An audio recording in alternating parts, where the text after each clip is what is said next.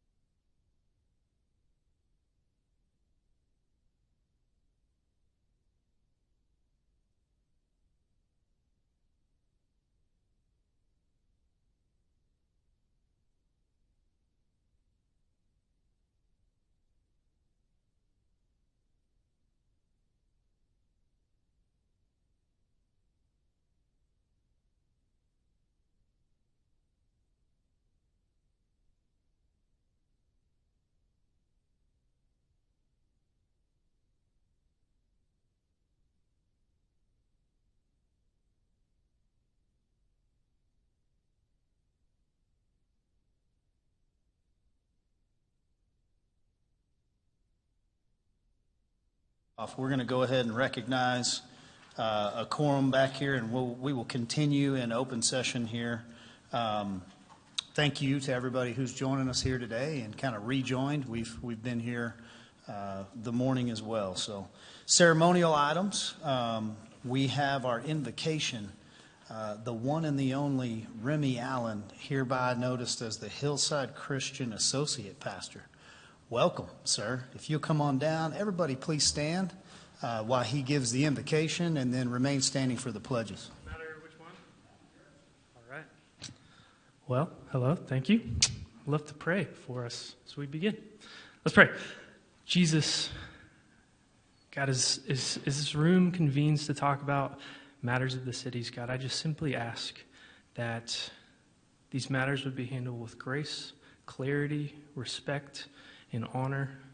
God, that these people in this room, the people that are in authority in this room, and the people that are listening and taking in, God, I just ask that we would ultimately have the same mindset of you, God, of humility and of grace.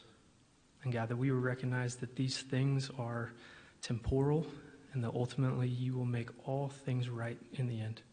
In Jesus' name I pray. Amen.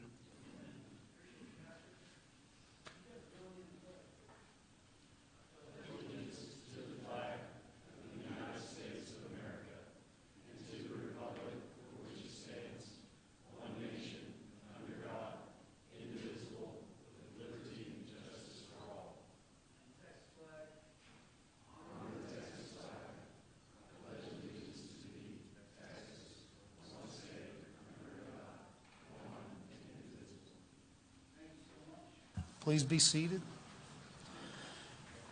Item number 3 here, as we've been called back to order, would be announcements. Do we have any announcements today? None on the discussion. So moving into discussion items, we have item 4.1, AEDC quarterly update. Do we have the good Dr. Andreas? How you doing today, sir? Wonderful. Welcome back stateside. How was your trip? It was good. Good. The trip was very successful. Came back with some leads in the aerospace business, so very happy to be here. Love it. Well, we appreciate you coming to give us an update. Yes. Today marks my 100th day here in town, so the quarterly report is pretty special to me. I came to this town and to the team to build stability, which is one of the big things.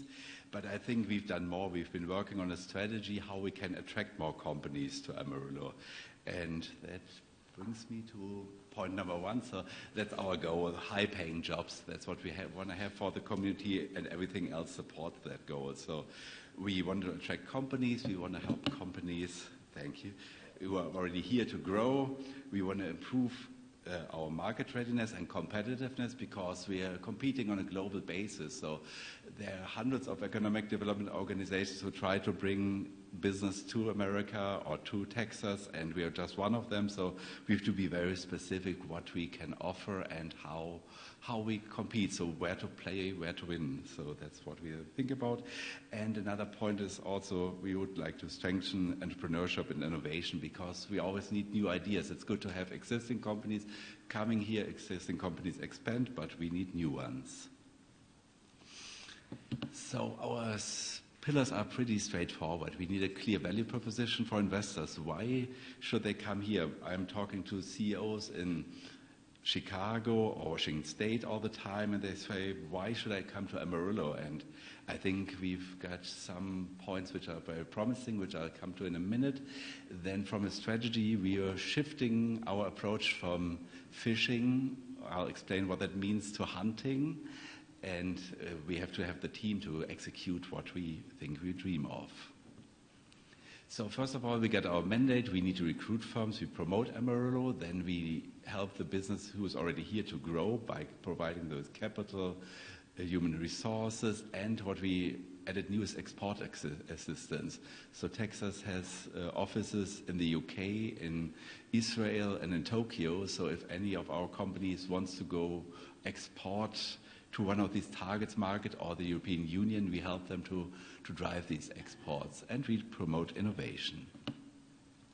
And when we are talking to companies, we figured out we've got a good value proposition, because when we had the German defense company coming over, they said, yeah, we find in Amarillo something which we don't find in Dallas or Houston. So you've got land, you've got a good logistics standpoint, and you've got people who still want to work. So sometimes in other cities, people like to work from home. Here, people still come to the office, still come to the factory.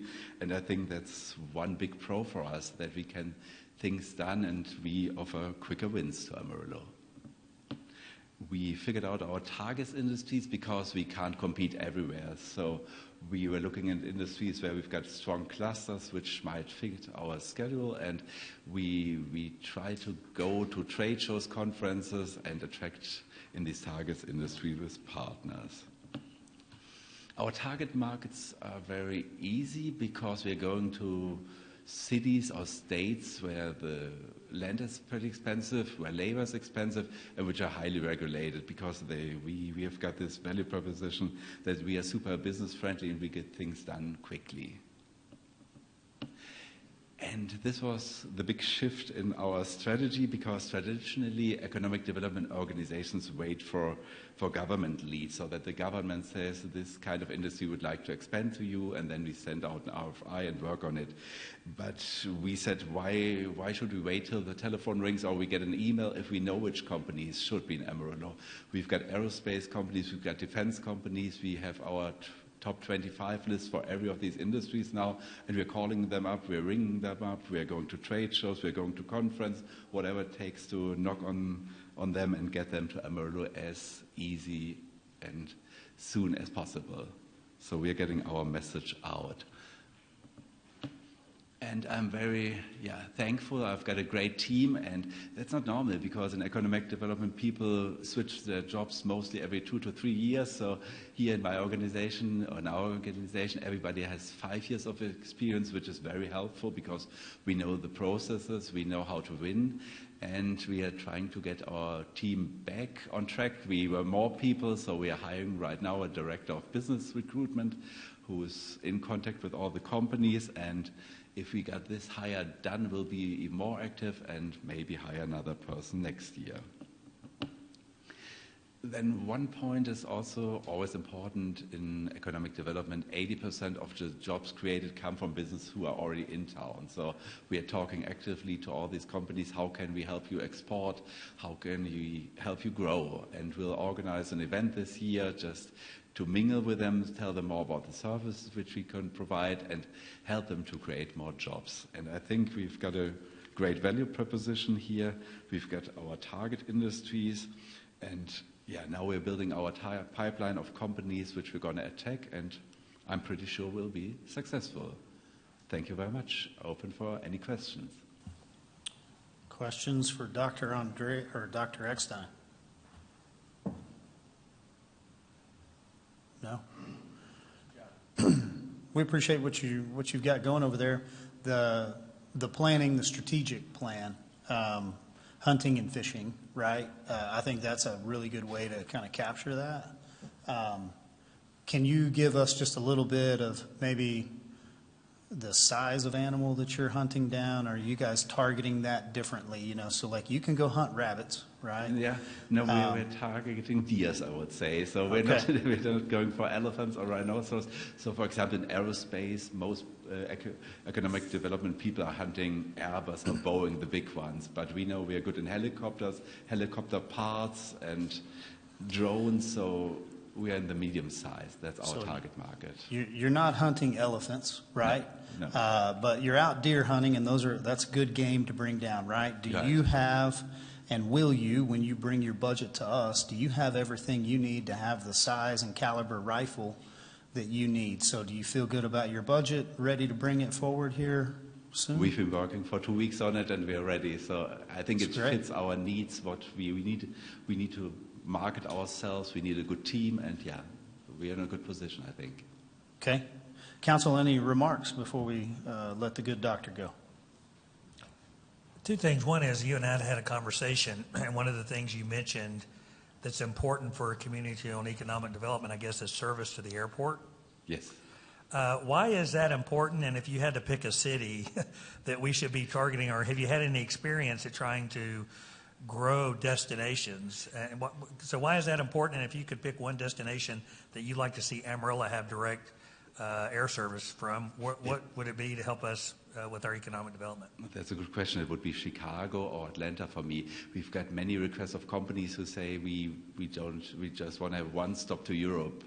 We got a lot of requests in the helicopter business for direct flights. We got a request today from Turkey, and they say we want to reach most destinations with one stop in America. So, yeah, if we don't have enough long flights within the state, it's limiting us. So anything we could do to get flights to Chicago would help us a lot. Okay. And then you mentioned, is it pretty much standard that in economic development, as you're creating new jobs, you said on average about 80% of new jobs come from someone that's already in your community? That's correct. So Okay. it's an interesting number because we are hunting a lot, we are fishing a lot, but it also makes very much sense to cater to all the communities, appreciate them who are already here and help them to export and to grow. So we'll work on that. Okay, thank you. Thank you very much for your time. Really good. We appreciate you. Have a great day. Thank you, sir. Thank you. Item 4.2, Mr. Diaz, we've got our city marshal coming up here to talk about some of our municipal code as it relates to streets and obstruction.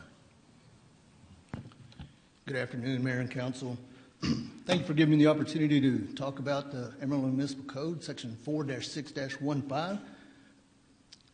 This section of the code speaks particularly to the obstructions of streets, alleys, and sidewalks by trees and other vegetation. What does that mean? Let's just dive into what the code says. Our current ordinance says it shall be unlawful for any owner, occupant, or person in charge of any premises to 1, allow the branches of any tree to extend over or into a public street or alley at a height of less than 14 1/2 feet. What that means is in both the street and an alley, from the pavement to the bottom of the tree branches and canopy, there has to be a clearance of 14 1/2 feet. Item number 2, allow the branches of any tree to extend over a public sidewalk at a height less than 7 feet. What that means is over a sidewalk, you got to maintain a clearance of 7 feet. Item number 3, allow any shrubbery or similar vegetation to extend into or over any public street, alley, or sidewalk, blocking or hindering pedestrian or vehicular access. In those cases, that's when you have your brush, trees, vegetation, whatever growing onto a sidewalk that prohibits or limits access from people trying to utilize the sidewalk. That also happens on streets and alleys on occasion. Item number 4, the city may cut, trim, or remove any tree, shrubbery, or similar vegetation that encroaches upon a public street, alley, or sidewalk in violation of this section to the extent needed to comply with this section. This remedy is in addition to any other remedy provided by Section 1-1-5 or other law. What that's saying is if there is a violation that gives the city authority to remove that violation, Section 1-1-5 talks about how we notify them per laws. Item number, let me back up. Our current city practices, item number 4 that I just talked about, is only enforced by the city when there is a site restriction, such as at an intersection that requires the immediate removal, or when the city is conducting road maintenance and it is necessary for equipment access. Many times you'll see at an intersection there's trees growing into your site view, and so when you're trying to enter the roadway, that tree's blocking, maybe blocking. That's what that's referring to, and that's typically when the only 2 times that we'll remove trees, the site restriction and also when Public Works is doing road maintenance. Property owners are notified of any upcoming street maintenance. They put out hangers and social media, et cetera. They are notified of that upcoming street maintenance. It's important to note that our team does not proactively seek out this type of violation.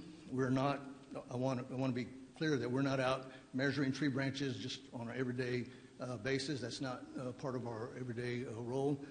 However, if we receive that complaint, we will follow up on that. This complaint is primarily, let me back up. This violation is primarily complaint driven. Over the last 2.5 years, we've averaged 2 per month. We've averaged about approximately 60 complaints. What happens when we receive a complaint, our office will initiate a case. Our code enforcement officer will investigate, and if there is a violation, a notice of violation is sent to the property owner. That property owner is granted 10 business days to come into compliance. Our code enforcement officer will then re-inspect after the time allotted, and if the violation has been resolved, the case is closed and no further action is taken. In the case that the violation still exists, then we take a different path. And that path consists of us sending a summons to municipal court for prosecution. That cost is typically $350 per violation, but it can range from $0 to $500, and that's going to depend on the circumstances, and the judge will make that decision on that fine. It's important to note that each day that it is not in compliance is a separate violation and can be a separate summons or citation. The city currently does not have a method for abatement as we do for overgrown weeds and junk and debris. Thank you. I want to talk about this specifically because it's important to know that currently when we have overgrown weeds or junk and debris, we'll send the notification just like we do for the overhanging trees. But if they don't come into compliance, then we're able to mitigate that nuisance with the city contractor. So that process that I just identified does not allow for the abatement of violation. In other words, because we don't have that program in place, we don't have a way to mitigate that. Does it not matter how many citations we send or how many court summonses we send, the tree overhang can still remain there because there's nothing to make that go away.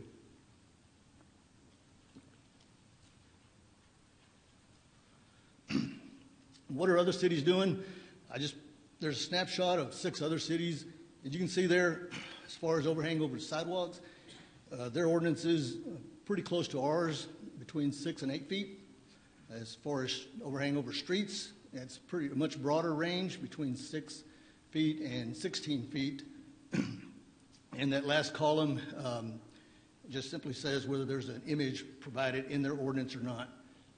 I think it's important to note that every one of these cities has a similar process. They notify the property owner, tell them there's a violation, but every one of those except Amarillo has a way to mitigate the nuisance. They also all then bill the property owner for the associated cost. So I figured this would be important information for you all. Some equipment apparatus sizes. Our fire department, their tallest vehicle in their fleet currently is 12 feet tall. Public Works departments, you can see they range from 12.5 to 13.5 feet. And then our common delivery vans and trucks, between 7 and 10 feet. Those are going to be your Amazon, UPS, et cetera. I found these 2 incidents. You can see there the photo on our left. It's a semi-truck. It's parked in a residential area.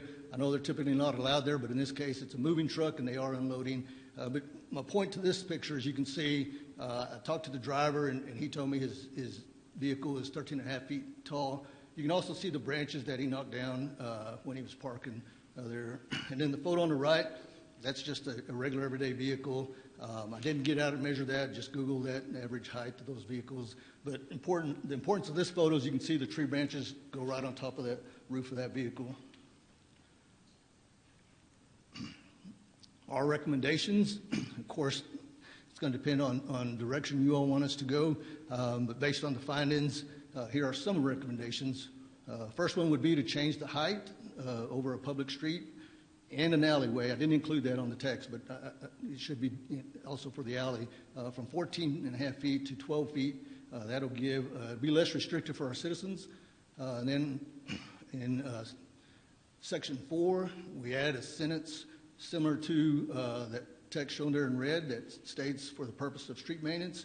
We're already able to do that, but this will just make it a little more clear.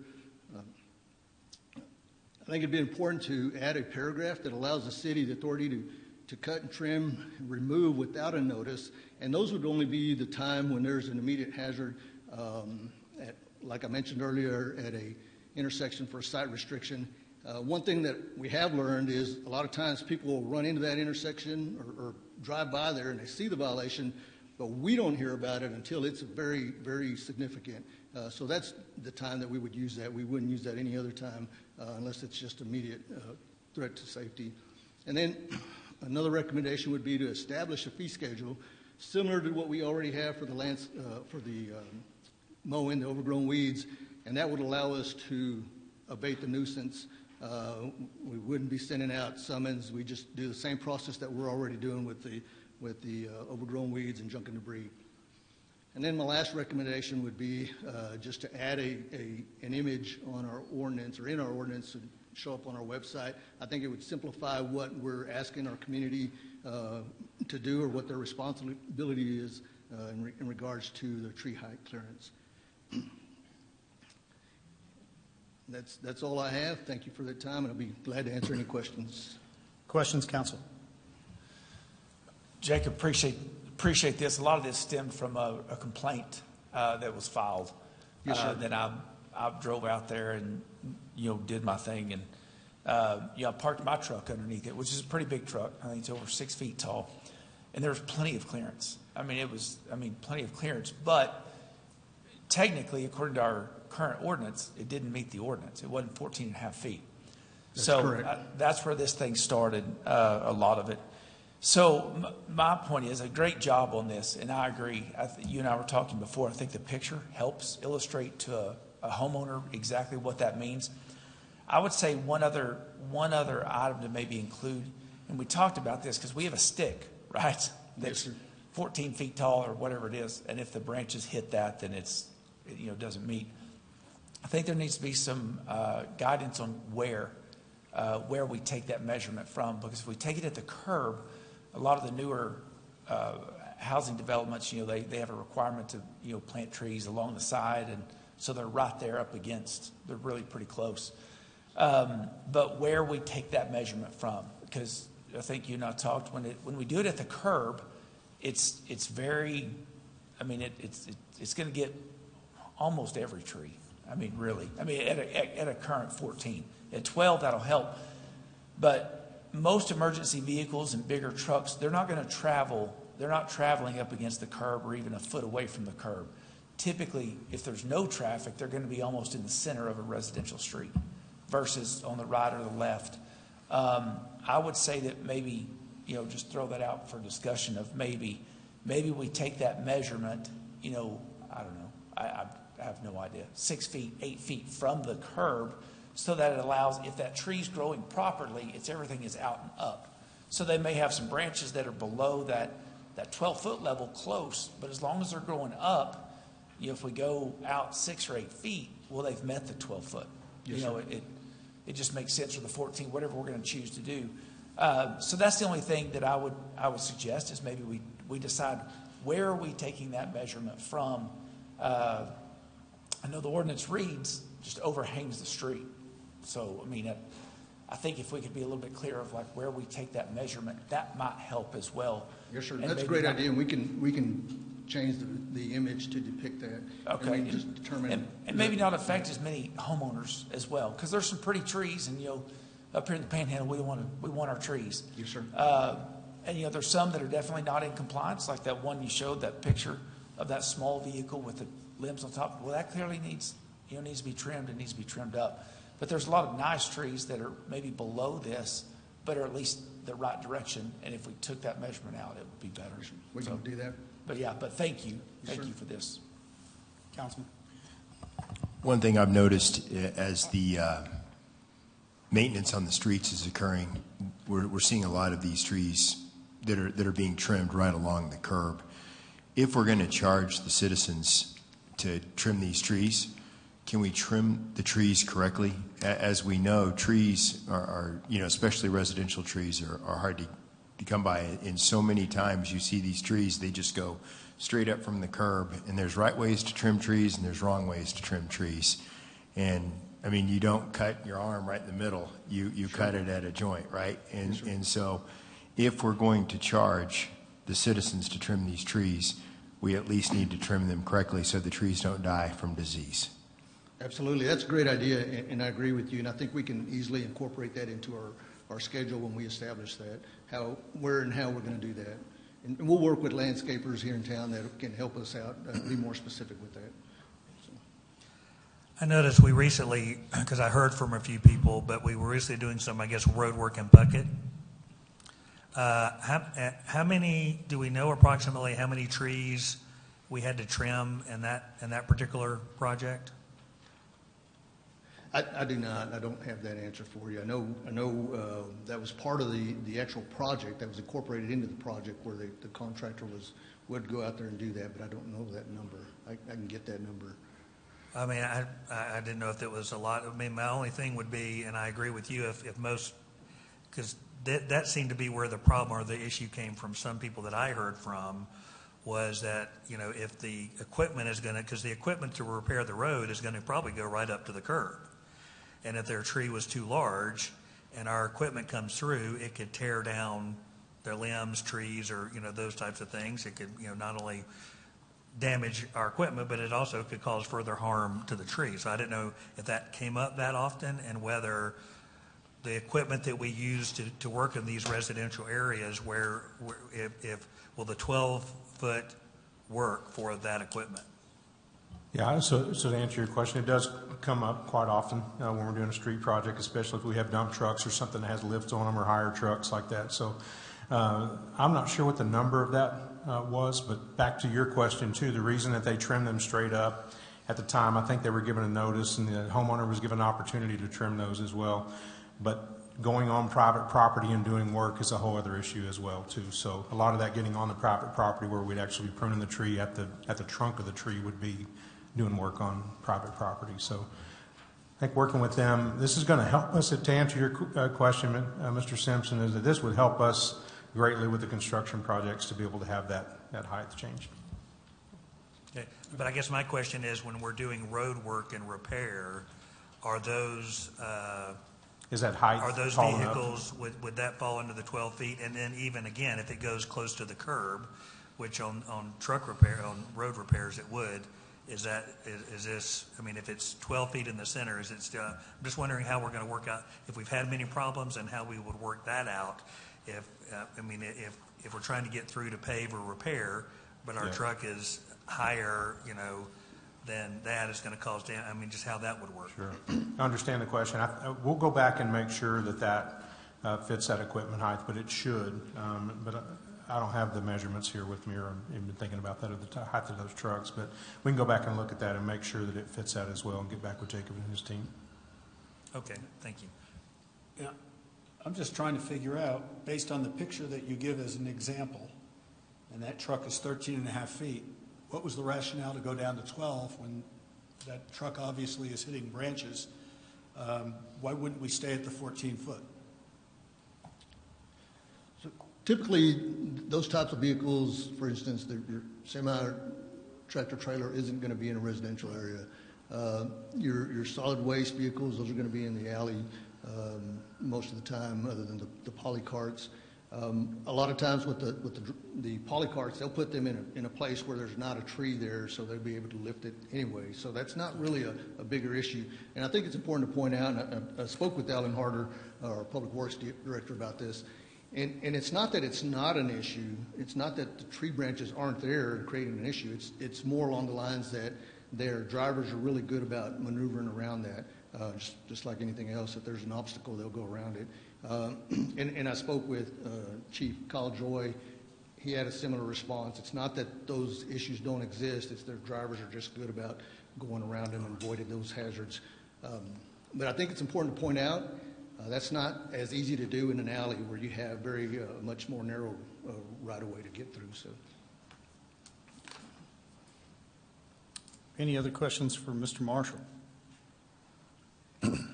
No? Thank you for the presentation. thank you. Appreciate you, sir. Okay, I'll keep us moving on item 4.3, North Heights Community Air Quality Monitoring Effort. Mrs. Tollison, how you doing? Doing well, thank you. Good.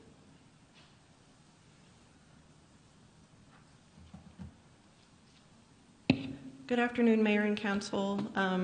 My name is Shannon Tollison. I'm the Director of Utilities for Regulatory Compliance. I'm here to talk to you today about some continuous air monitoring that was done in the North Heights community in the 2025 calendar year. So I want to start by giving you a little bit of project history. In October 2024, not long after Mr. Path became the city manager, the community leaders of the North Heights approached the city of Amarillo with concerns regarding potential exposure to hydrogen sulfide gas from the aging sewer infrastructure in the community. One of the outcomes of that meeting was that the city of Amarillo optioned to perform an air quality monitoring effort in the community. So we went out and obtained quotes for an air quality monitoring program. On May 2nd of 2025, Trinity Consultants was selected to perform the air monitoring. The project was estimated at $43,000. That's why you guys didn't see this be brought to council, because it was under that $50,000 threshold. The project today is totally complete, and the project came in under budget at $38,631 and some change. The project is closed and capitalized at this point. So, following the selection of Trinity Consultants, we had a public meeting on May 20th of 2025 at the St. John Baptist Church, and the discussion topics included during that presentation was that, number one, hydrogen sulfide is a natural process of decomposition. If you have wastewater, you're going to have hydrogen sulfide production. Another point that we discussed is that the odor for hydrogen sulfide is actually detectable at extremely low levels, and I want you to hold on to that idea because I'm going to come back to it here in just a minute.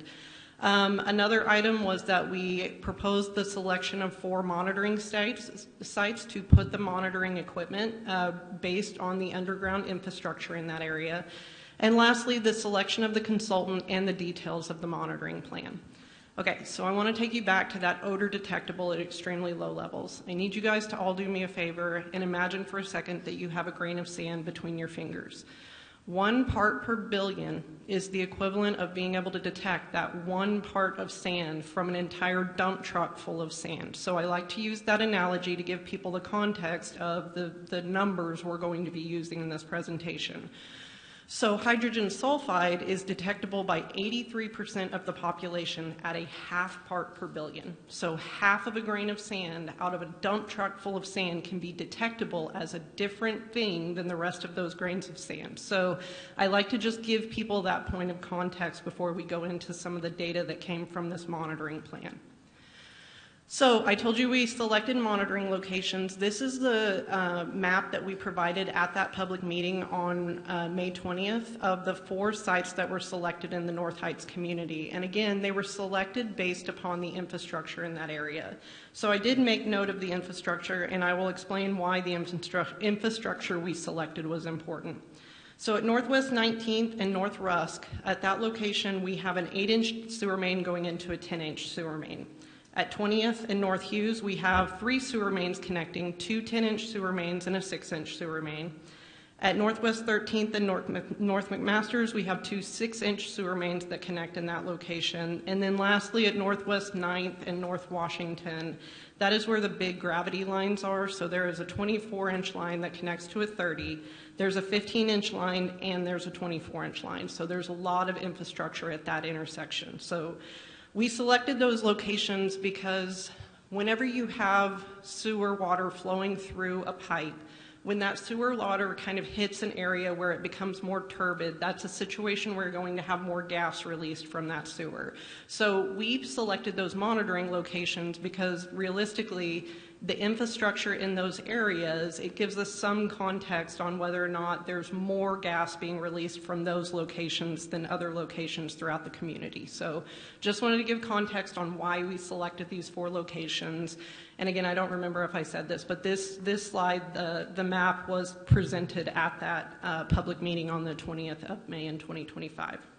So the continuous monitoring effort, what we did is we installed continuous hydrogen sulfide monitors that were calibrated by the consultant at each of those locations. So each one of those locations had one of these monitoring devices.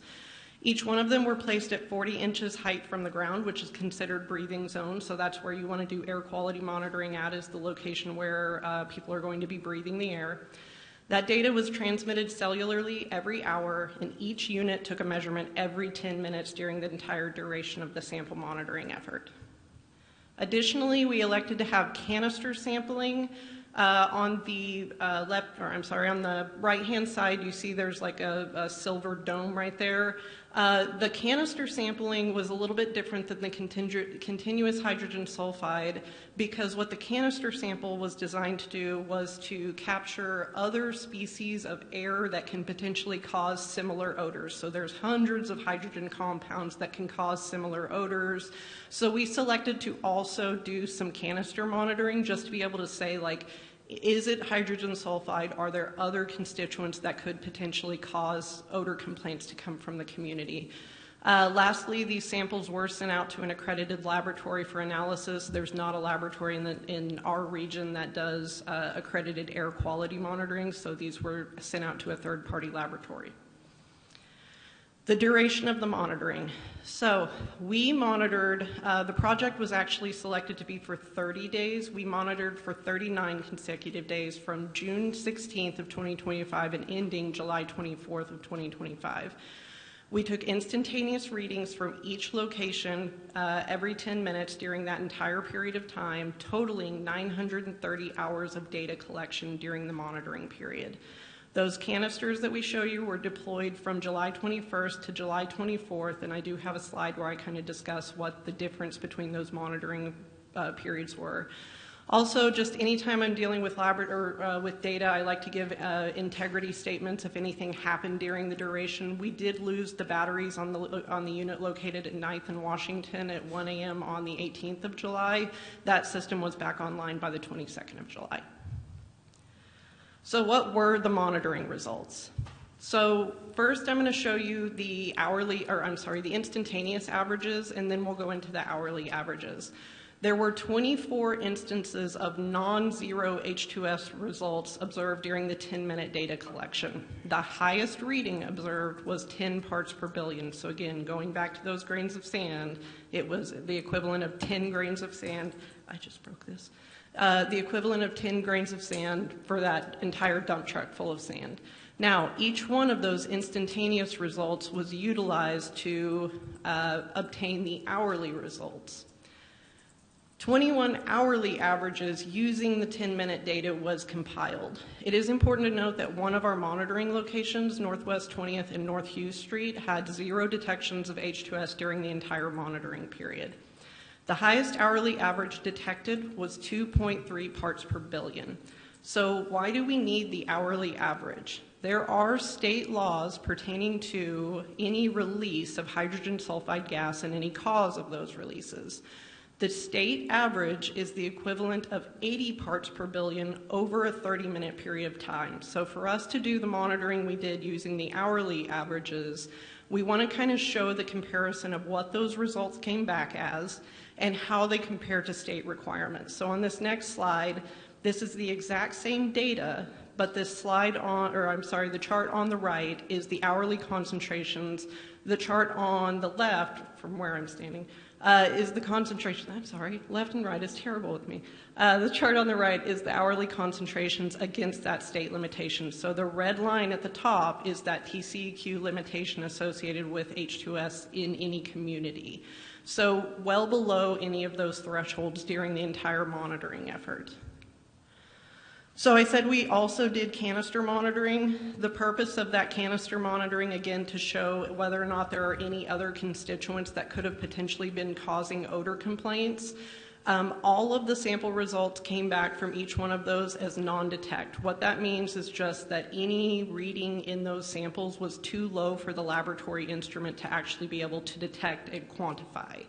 Now, this does not make this useless data. What this does confirm to us is there is H2S gas present in the community, and it confirms that what is being smelled whenever we are getting odor complaints from the community is H2S gas, or H2S odors in general. So the final conclusion of the H2S monitoring effort was that, again, the continuous monitoring occurred and was carried out for those 30 consecutive days at the 4 locations that we told you about. Out of those 930 total hours of data collection, only 21 hours of non-zero H2S levels was recorded, the highest of those hourly average being 2.3 parts per billion at one single site. There was no instantaneous or hourly average that exceeded a state of Texas ambient air limitation. So, What did we do next? After the completion of the project, we met with the North Heights community leaders on February 4th of this year. We included Dr. Todd Bell in that discussion to present any health impacts of hydrogen sulfide gas at the concentrations observed. During that conversation, community leaders expressed concerns that the sampling was not performed in the primary location of concern. So in the locations that they would recommend locations further to the east than where we originally monitored. So the community leaders also expressed interest in additional monitoring further to the east. So at this point, we kind of need council input on what the next effort should be and what the next actions we should take associated with this. So what we tried to do is put together just some general discussion points for you guys, but not necessarily whatever direction you provide us with, we will take that direction and come back at the next city council to make that next step forward. So first option is that because we hit no regulatory requirements and we performed air monitoring under the approval of the project that we had proposed, there is no requirement that we continue monitoring. We have data we can reference back to stating that we performed monitoring for a duration of time, and these were the results from that monitoring. Another two options, and I put them to the two side by side so that I can show you the next two slides to kind of give you context of where these locations are, but we can perform additional monitoring at locations requested by the North Heights community leader, or we can perform continuous monitoring at the locations that the consultant has recommended for us. So I'll give you context on why those two locations are different from one another. Lastly, we do have the option of performing continuous citywide monitoring for a period of anywhere from 6 months to a year. The point of this would be to get a whole city background. The North Heights community is not the only community we get odor complaints from. Now, there's not a cost associated with this because it's just if you direct us to go and look into this project, we absolutely will, but we didn't put a cost associated with it for this initial discussion point. So to kind of discuss those locations of the proposed monitoring by the North Heights community. So these locations with the red tacks are the locations that have been requested by the community. One of those locations, the location that is called Lift Station 17, is actually the location of an odor control unit or a lift station in the area. So that is some point of infrastructure that we could have an impact on. From the other locations, the location at 24th Avenue in North Washington is from, a stone's throw. It's 792 feet from that location at Northwest 20th and North Hughes, which we detected 0 instances of hydrogen sulfide in that area. Also, there's just no actual infrastructure at that area. There's not necessarily a sewer main or anything in those areas that if we did find hydrogen sulfide concentrations in that area that we could actually do anything regarding the infrastructure improvements, repairs, whatever the case is. So we took the same data and we presented it to the consultant that did the monitoring, and they provided us with some recommended site locations. Their site locations, first and foremost, selected the Northwest 9th and Washington location as kind of a control point. That's the point where we had the highest number of non-zero readings during the monitoring period last time. Also, predominantly during the entire monitoring period, the winds were from the southwest traveling to the northeast. So they've recommended that you take monitoring points that are both downstream and upstream of one point of concern. Additionally, all of these sites that were selected, there's infrastructure at those sites. There's a lift station at each one of the remaining 3 sites that we would monitor. So all of those locations, again, help us provide some additional data associated with what the next monitoring plan would be. Additionally, we don't have a direct funding source. If it's selected that we need to do additional monitoring, we will also have to come back and request a transfer from either CIP or one of the existing projects in one of those situations.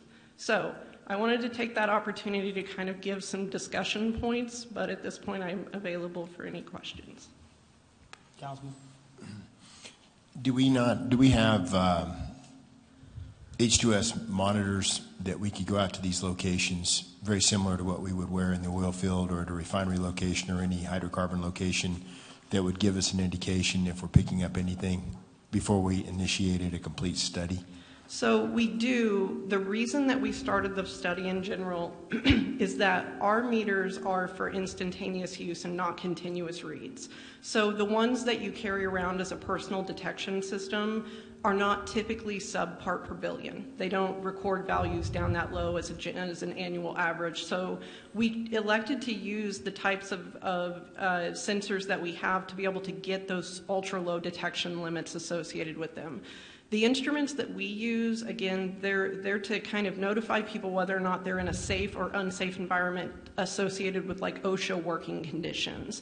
We don't have any that are specifically like the monitoring continuous operations every 10 minutes and sending cellular readings and things like that. We don't have any of those that we ourselves manage. We don't have an air quality department. So we do have those units. We do use those units whenever we're going to be entering a lift station or going into a sewer main, but they're not calibrated and they're not sub-part per billion read. The original 4 locations that we set up the study site, were those locations that the citizens were concerned about as well at the time? We just got there's a concern in the neighborhood. So we took that information and we developed a monitoring plan and we presented that monitoring plan to the neighborhood, and they didn't have any comments or suggestions at that time of moving the site locations. Mm-hmm. And we did basically 6 weeks, and now we're going to go 6 months. What's the methodology behind that? So a standard air quality monitoring, by the standard principle and practice of a routine monitoring program to get a baseline, you want seasonality. You don't get seasonality, well, Amarillo is unique, you can get seasonality, but realistically, what the consultant is recommending is that, especially in an area that, our climate can be incredibly hot or incredibly cold, and then you have these swing seasons in between where you have a lot of variables, to get a true baseline of what the community is experiencing, you need seasonality associated with that. This was done in June and July. Their results in November and December are going to be different, just because the climate and the cold air is going to hold constituents closer to those monitoring stations and things like that. So that is a recommendation of the consultant, is to do seasonal monitoring to be able to show those variables from the seasonality.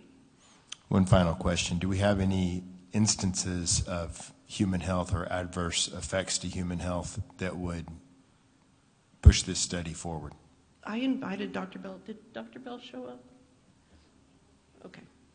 I'll bring up Casey. Sure, sorry.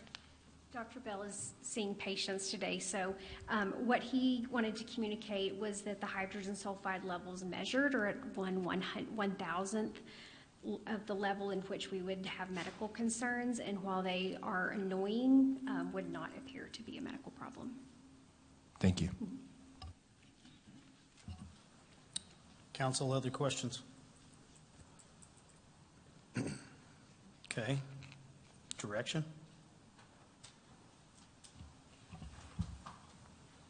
I think at this time, there's an adequate study been completed, and I think there's no further action. Comfortable with the study as it's completed until something could cause, the need to drive one is one option. The other option I think you're recommending would be like $64,000 would be the recommendation if we were to do something further. You need the seasonality. Yeah, so again, to get a baseline for that community would be $64,000. That community is not the only community that has had odor complaints in the area. Mm-hmm. If you were going to do a full study to get a community baseline, you would need to expand this to many other communities and do it for the same period of time that is recommended, that seasonality, 6 months to a full year of monitoring, which again, we didn't bring you a price because it's going to be higher than what the $64,000 is going to come back at. Let me ask a different question. If these results would have been different, what would the repair look like in that neighborhood? There's a couple different options in terms of how we repair the infrastructure. There are specific manhole covers we can install that prevent the gas from being released. You don't want to use too many of those because hydrogen sulfide is combustible. So you don't want to turn your sewer system into, you know, a sewer bomb necessarily. The other option is the installation of something called an odor control unit. We do have an odor control unit up on Northwest 24th in that location. The odor control unit basically is a scrubber that pulls the gas out, runs it through an activated carbon filter, and then just releases the gas as kind of innate gas. Those, I think the cost, the last we looked at, the unit by itself is about $80,000 with installation and all those things. They're typically $120,000 to $150,000 for any of those units. The more cost effective is the manhole covers, but realistically we can't install them across the entire city because you do have to allow the gas to release in some locations. You'd rather them go through a manhole rather than into somebody's sewer system back into their house.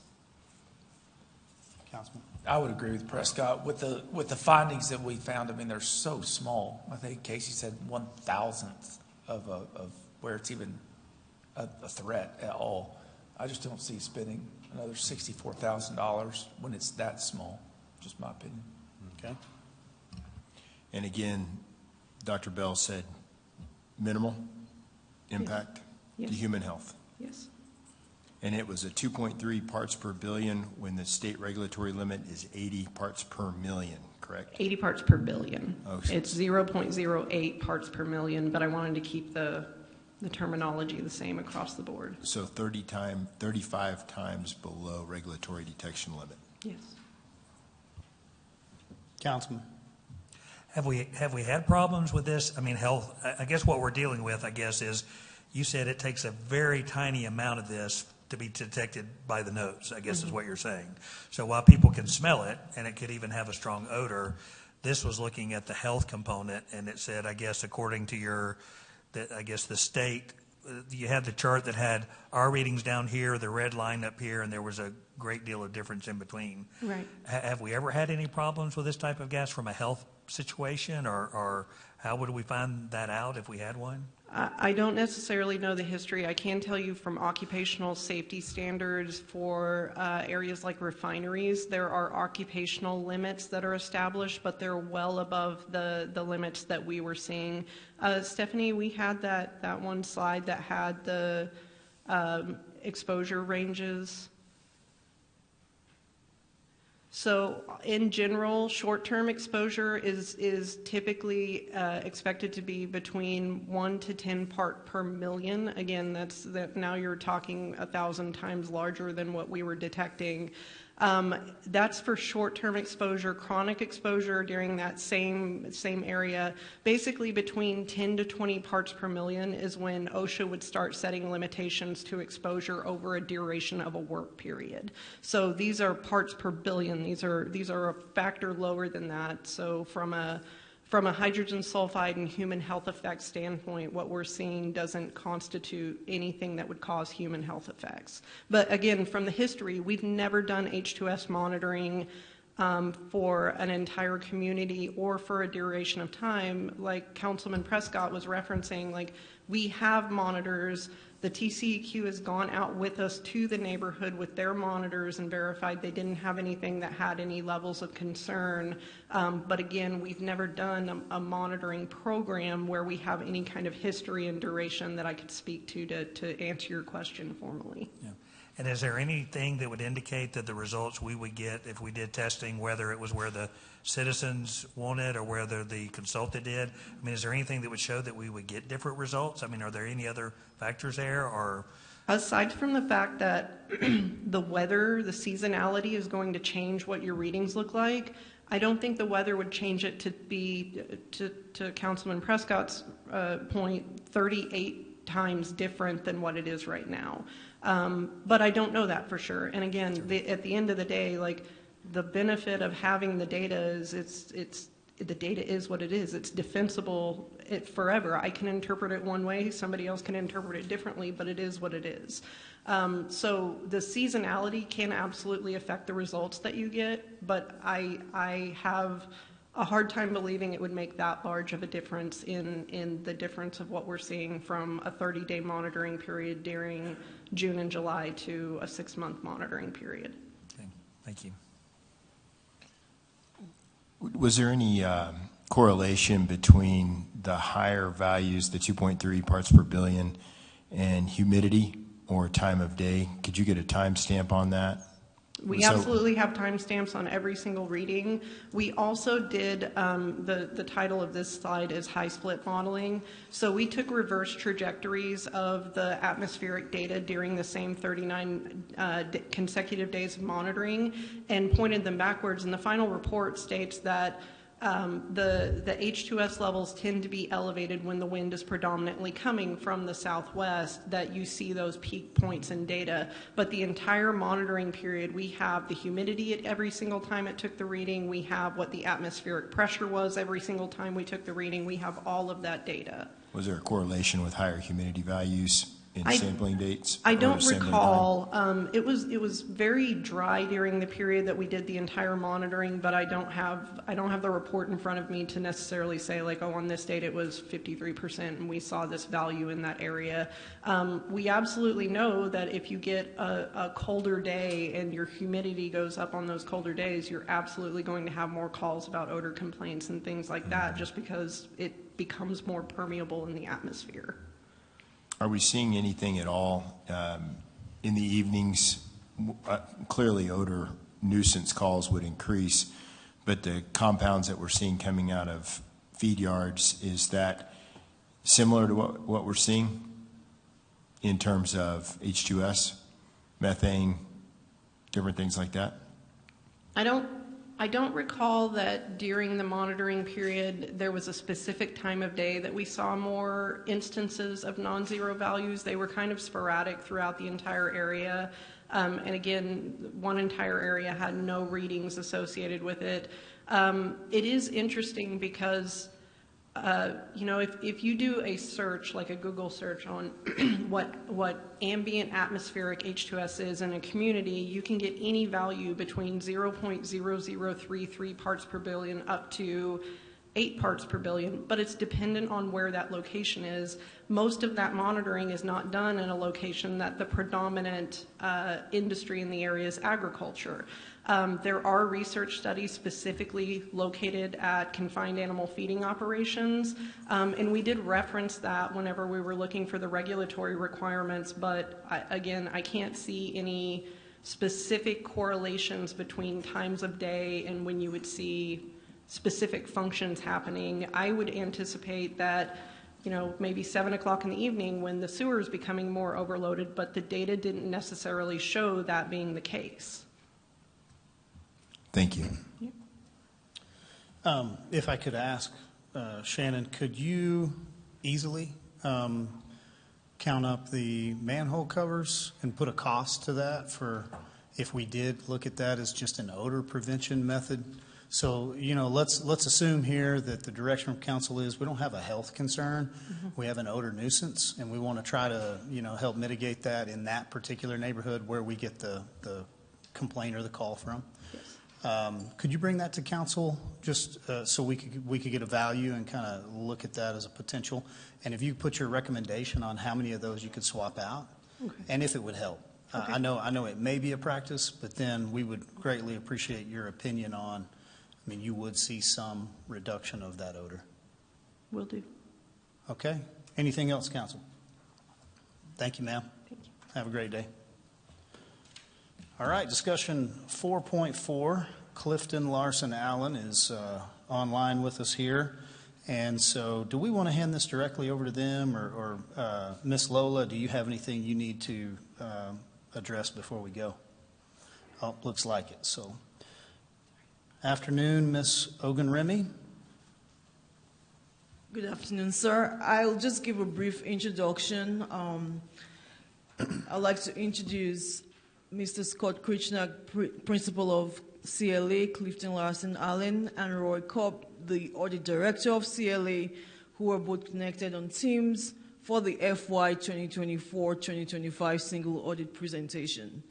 The single audit presentation provides an overview of the single audit, including its purpose, scope, key requirements, and results, and it highlights the organization's compliance with applicable federal requirements, identifies significant findings or areas for improvement, and outlines the steps taken to strengthen internal controls and ensure continued compliance. So with that, I'll pass it on to Scott at CLE. Thank you. Thank you, Lola. And again, as Lola stated, I'm Scott Kirshnak, principal with Clifton Morrison Allen, commonly referred to as CLA, and we have completed the audit for the city of Amarillo, Texas, for the year ended September 30th, 2025. We released this report on June 30th, 2026, and on that same date, we filed this with the Federal Audit Clearinghouse, which included the submission of the data collection form, and that submission was accepted by the federal government. And this report was released to the mayor and city council members, I believe, in the first week of July, so you've had some time to go through this report and hopefully formulate any questions you may have. And I was going to turn the presentation over to Roy Cobb, who was the director for the single audit portion of the City of Amarillo engagement. And Roy is going to go through the highlights / findings of the single audit testing. We will be available to answer any questions you all may have. So with that, take it away, Roy. Okay, good afternoon, everyone. My name is Roy Cobb, and I was the audit director for the single audit portion of the City of Amarillo audit this year. I am going to go through step by step through the single audit report, which I believe Stephanie has a copy of and is going to be presenting on the screen. So yes, there it is. Perfect. Okay, so as we see on the table of contents on the second page right here, we basically, the main highlights that we're going to talk about are the findings, which are technically on pages 15 to 28, the corrective action plans for those, which are on pages 31 to 36, and then the fact that there is a PFC audit also attached to this. We'll briefly discuss that. So I guess without further ado, we can skip on down to the summary of audit programs and findings, which is on, I believe, page 13/14. So the first few are just, this is the CFA with the CFA notes. Those are the expenses that we audited during the current year. And then here is our summary of our results. So essentially, we have audited 5 programs for FY25. Those are the federal programs. There was 4 of them: the housing voucher cluster, the airport improvement program, the SAFER program, the staffing for adequate fire and emergency response, the community development block grant, and then we did have one state audit of state funds, and that one, I'm trying to remember, yes, the Transit Operating Assistance Program. So those were our 5 programs, and all in all, there were a total of 10 audit findings, one of which was a financial statement audit finding, the other 9 being part of the federal audit. So the 4 federal programs that we audited, they each touched upon at least one finding for a total of 9 in summary. So just to go through, and everything's here in the report, but I can give you a very high level. So going through each of the findings. Number 1, we had a financial statement audit finding that resulted in a material weakness in internal control, and that was due to the discovery of material accounting and financial reporting errors, which were identified. So that was on the financial statement side of the audit, which that does get included here in the single audit report. That was the only financial finding. Number 2, we had a finding over the housing voucher cluster, and that was in particular for HUD 5058 reporting. And specifically, we had 3 of 40 reports which were not submitted timely. That was the gist of that finding. That resulted in a significant deficiency and non-compliance finding. The third finding is also on the housing voucher cluster. We had just a significant deficiency control finding over CMAP reporting, and it was because of the fact that there was no evidence of review and approval of that CMAP report prior to submission. Fourth finding is also related to the housing voucher cluster. That one is over the special test and provisions for reasonable rent. That one also resulted in a significant deficiency and non-compliance type finding.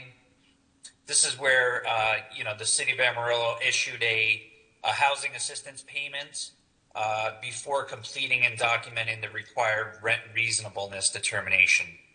And that was only for, I believe, one of our samples. The fifth finding is also related to the housing voucher cluster. We had a significant deficiency in internal control finding here, and that was for the special test and provisions of the utility allowance schedule. There were no compliance issues here, but we did have no evidence maintained for the review and approval of the final schedule, the utility allowance schedule. So there really wasn't any segregation of duties in place. So we gave that a significant deficiency control finding.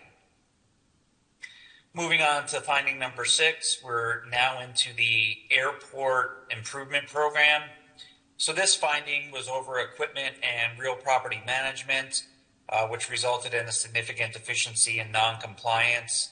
So, the city's fixed asset ledger does not identify or distinguish assets acquired with federal awards versus those acquired with other funding sources. So, unfortunately, we weren't able to tell which assets were federal, and thus we couldn't select the sample for testing. So, that one wound up in a significant deficiency and non-compliance. That one, let me just clarify on that one. If we look back, I believe if you scroll up slightly, let's see, that was a material weakness. I apologize. So that one was a material weakness and material non-compliance just due to the fact that we couldn't even select samples for testing. Okay, moving on. Same thing, airport improvement program, another finding here. This one indeed was a significant deficiency in non-compliance. This was over the reporting, the form 5100-127, which is a required report that needs to be submitted on an annual basis. And for this report, we did see that several line items didn't agree to the city's general ledger and or supporting documentation. So we gave that a non-compliance and then the associated significant deficiency. Moving on to number 8, we have for special test and provisions, the revenue diversion requirement. This resulted in a significant deficiency in noncompliance due to the fact that the city did not have an airport revenue policy in place. Number 9, that is now for the SAFER program, the Staffing for Adequate Fire and Emergency Response. We had simply a significant deficiency control finding where this was over the semi-annual performance report in the reporting compliance area. And it was due to the fact that there was no evidence of review and approval prior to submission of the report. And then lastly, finding number 10,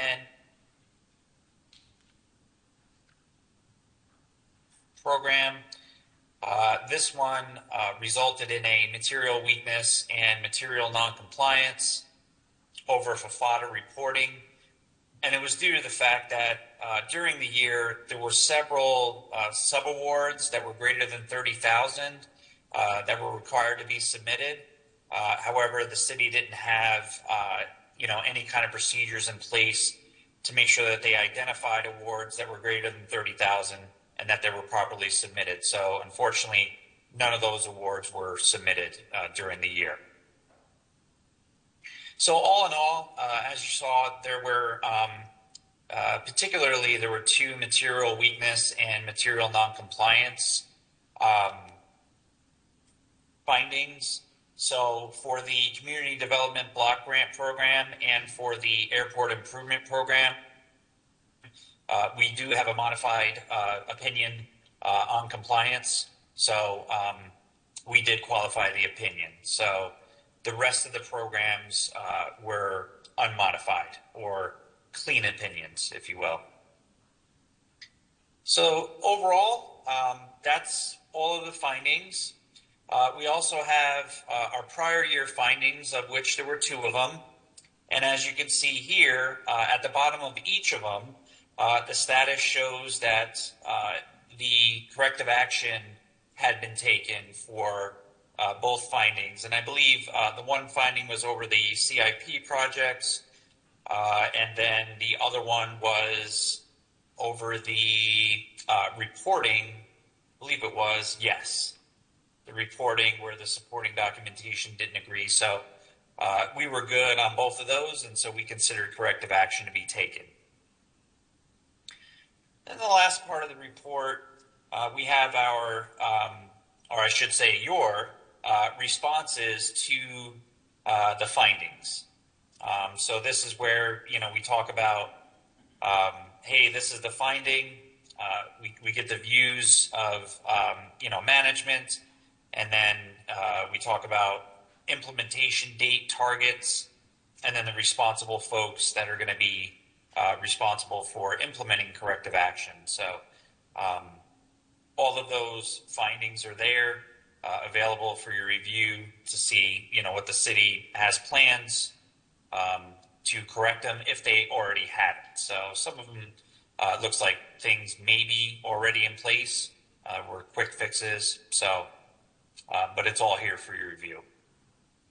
And then the very last portion of the single audit report actually has right here, this is the passenger facility audit report.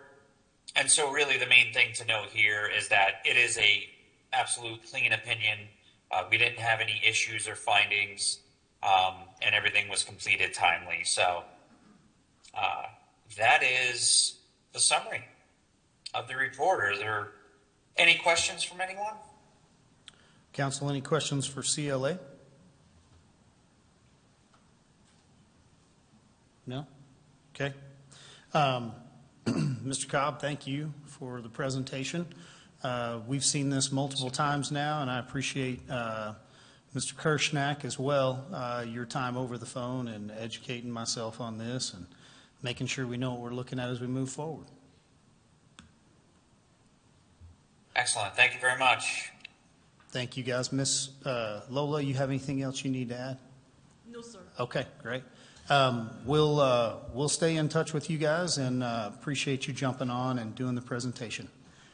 You gentlemen have a good afternoon. Thank you. Take care. Thank y'all. And Mayor, I think the main point we wanted to drive home with this was that, yes, corrective actions have been taken. We've identified those working with CLA, and all actions are being taken to address any of those issues. Thank you, sir.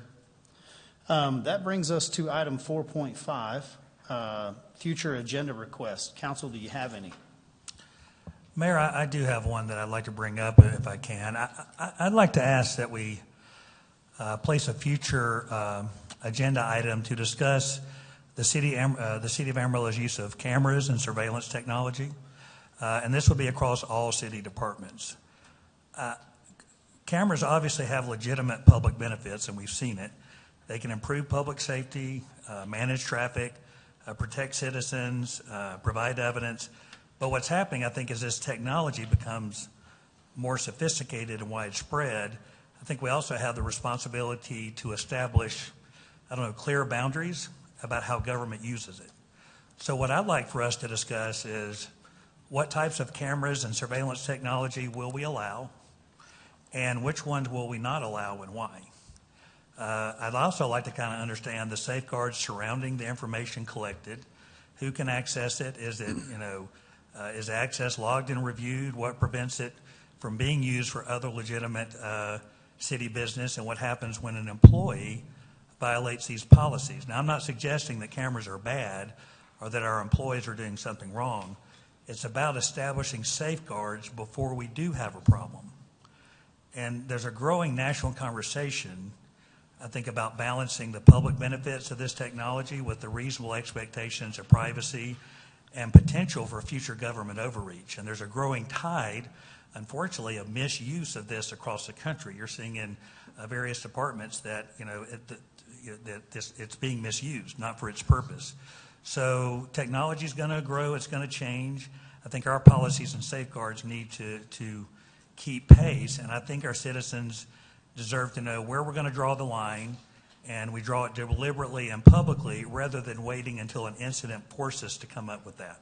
So right now, as far as I know, we're not having any problems, but I think we really need to have this thorough discussion to know what we're going to do, what are the safeguards.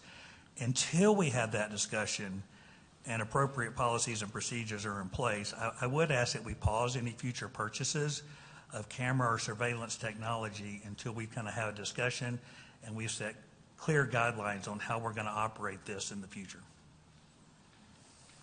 Understood. So the request is for a future agenda item, but then in hearing what you're saying, if we have any items that are camera related, so we would say if there was an item that was going on a trash truck camera or a patrol vehicle, or let's say a body cam for our AMW, those things you'd rather hold off until we can get a discussion with clear direction with an updated policy before we move forward. I'd like to, because we have a couple of things that are on there today. And so yes, I would like us to maybe, until we get these policies put into place, and identifying, what kind of cameras or technology are we okay with, and what would we say, no, that's not something that we would want to have for whatever reason, so that we can get clarity on that. Well, sounds like we might want to move that discussion forward quickly in order to keep everything working within the parameters and the policies that we currently have.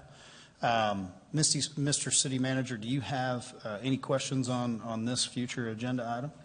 No, sir. Okay. Real good. Do I have anything else from council? Okay. That takes us through all of our discussion items, moves us into public comment. Appreciate everybody. If you hadn't signed up, we always encourage you guys to sign up so we can put your name in the list. And then we will move into public comment here. Ms. City Secretary, do you mind to read us into that section? Thank you, Mayor. Thank you for participating in today's City Council meeting.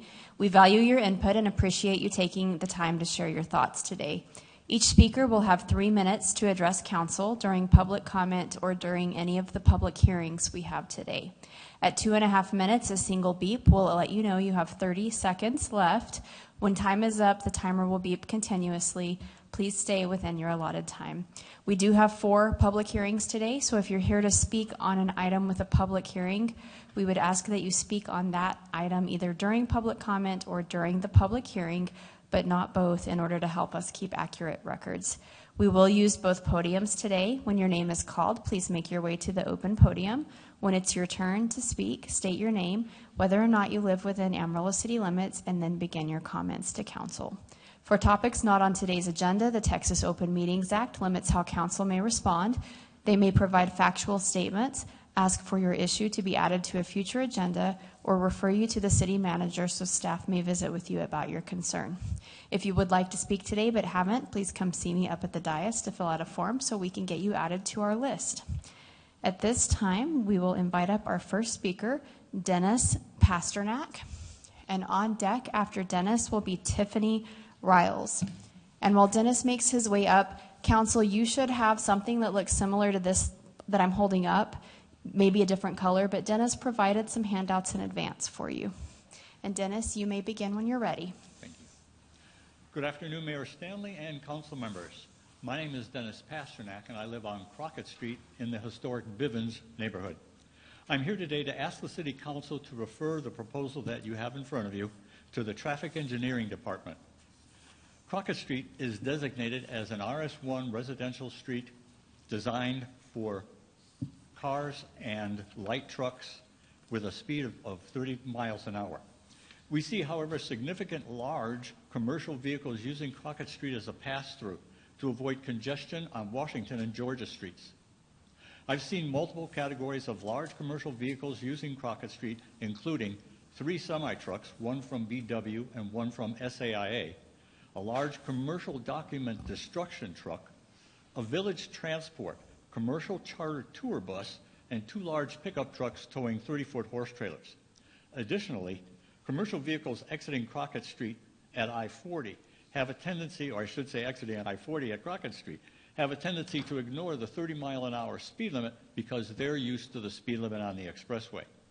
The proposal is to conduct a vehicle classification study that breaks down traffic by class, cars versus moderate to heavy trucks, an origin-destination survey to see what vehicles are local travel and which are pass-through, a geometric analysis to determine street characteristics, and a safety analysis to aggregate the data, all for Crockett Street from the north side of the intersection of I-40 to the intersection of Southwest 10th Avenue.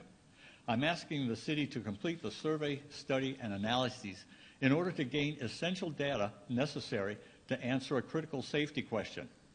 Too often we assume that a quiet street is a safe street, but a street is only safe if the type of traffic using it matches the design of the street. The greater concern here is the safety mismatch. An RS1 street is geometrically unsafe for usual daily use by commercial vehicles and trucks due to the creation of blind spots that obscure pedestrians, turning conflicts that encroach on opposing lanes or sidewalks, and a statistically higher likelihood of a fatal collision compared to those involving cars. Interestingly, the intersection of Bonham Street and 15th, 1 block west of Crockett, is on the city's Safe Streets for All high injury network map as a high traffic incident intersection. Is there a connection? How many commercial vehicles are using Crockett Street as a pass-through route, and how many are just local deliveries or service providers? Current city data only tells us the total vehicle volume at intersections. It doesn't tell us the vehicle mix, nor does it tell us on which street the vehicles are moving or in which direction. City traffic management plans commit to reducing traffic accidents and fatalities, but we need specific traffic data to do that. If the data shows Crockett Street is being used as a pass-through, then the safety intervention and traffic calming measures outlined in the proposal is the recommended solution that removes risks and protects our children and residents. Thank you, council members, for your time. Thank you, sir. Let us dig into that, see what we can do to help. Okay. Appreciate you. It's Tiffany Riles here. And on deck after Tiffany will be Alan Feingold. Hello, council members. My name is Tiffany Riles. I am a resident in the city of Amarillo. First, I want to thank you, Councilmember Simpson, for your comments regarding the surveillance cameras. One of my favorite things to do every night is to take a walk at my local park and see the Panhandle sunset. And I've done this for about 12 years now, and I do it at night alone, and I have never felt unsafe in these parks. Until a few weeks ago, I happened to just look up, and what do I see strapped to a pole is a flock camera recording every step I take. Not one, not two, 3 cameras on the trail in the park. And I came to a meeting a few months ago. I listened to the chief of police talk about how these cameras are just license plate readers. They're here so that the police can respond faster in an accident. They're for safety. There's no cars inside the parks. Why are these cameras recording me? Why are they recording our children play at the park? What is the purpose of this? I can't even tell you how many times I've taken a walk in the past couple months, but the police department can. The police department can tell you exactly how many hot girl walks I've been on. They know exactly every time I've stepped foot in that park. Anytime I've drove inside the park, there are cameras recording that. Why is that information needed? And even the skate park, there's 5 cameras. The teenagers are skating. Are there crime reports that justify the expenditure of these cameras? Is the cartel out there running 5Ks, passing fentanyl instead of batons? What is the purpose? You cannot tell me that these are for my safety and that safety is your top priority when a woman just died in the Randall County Jail. So what is this for? And I was going to print out the screen. They're not in every park, but there's almost like 9 of them at John Stiff. And so I know the people of Amarillo may not know, but you know because you voted on it. Okay, you signed these in, and I want these damn cameras out of my park. Sign them out. Thank you.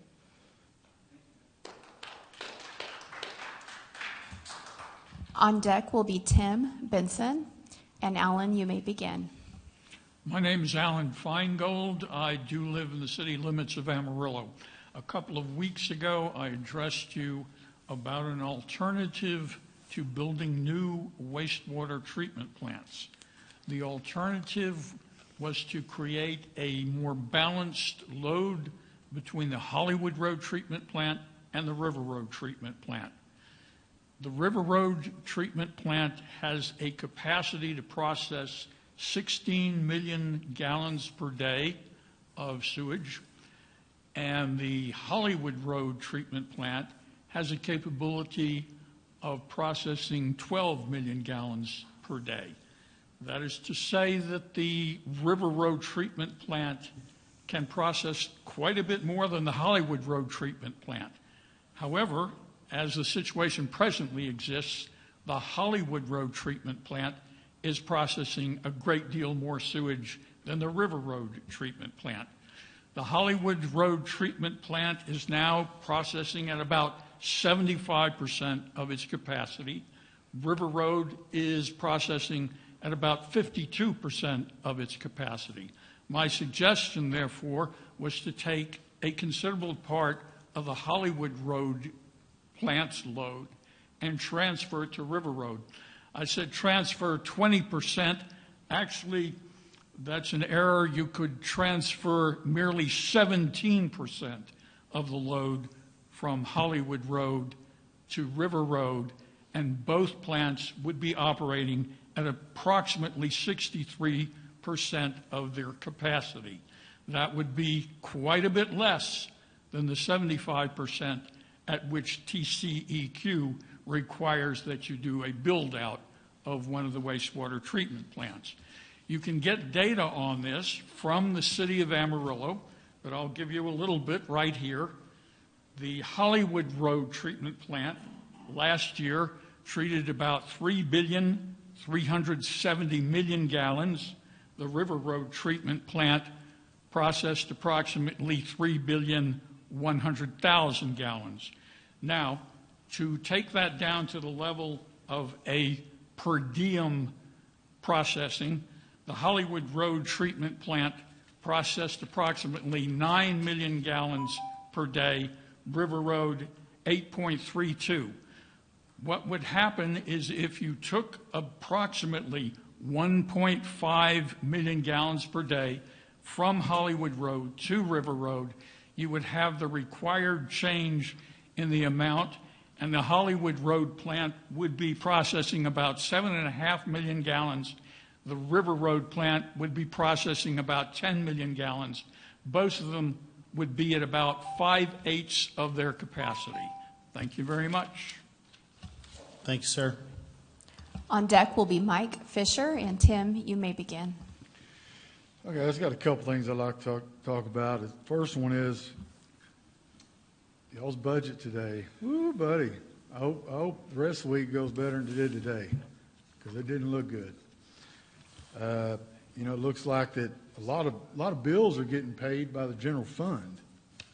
And the other thing is I caught that there what is it, a data program problem now, or there's a glitch in the software. What's it going to be? It's coming. I can already hear the excuse of it. The other thing I'd like to talk about is the homeless. And guys, I'm not here to pick on the homeless. I mean, I know everybody needs help. I understand that. We got a problem. I've been down there around Transformation Park. Last 2 weeks, I've been down there every day, driving around, talking to people, talking to property owners. It's not good. I mean, I know they're trying to help them inside, but outside, it's not good around that place. It's almost like a third world country in some places down there, and we got to do something. I mean, we've got to step up and figure something out. I've even talked to some firemen and some policemen. They said the ones that are on that shift down there, they spend 1/3 of the calls to Transformation Park. 1/3. How much of that tax dollars are we paying for that? A lot. The homeless, some of the ones that I've talked to, they're not from Amarillo. I talked to them from Arizona, New Mexico, Colorado. One of them was from Honduras. They get off the bus, and that's where they go. They don't want to leave because they get a free place. Guys, it's not working. It might be working inside, but it's not outside. It's not working. We've got to do something. Mr. Jones, the tree guy that has the, what's it called? What's his, what I'm talking about? Bridging the Gaps. At least his program, he makes these people work. And if they're on drugs or they do alcohol, they're out of there. They're gone. I told you guys a year ago, you're going to open up Pandora's box. And it's open. We got to figure a way to figure this out and close it. We got to quit feeding the beast, because it's not going to go away. It's going to get worse. So, again, I'm not here to pick on them. I just think we got to figure a way to fix this problem. Thanks for your time.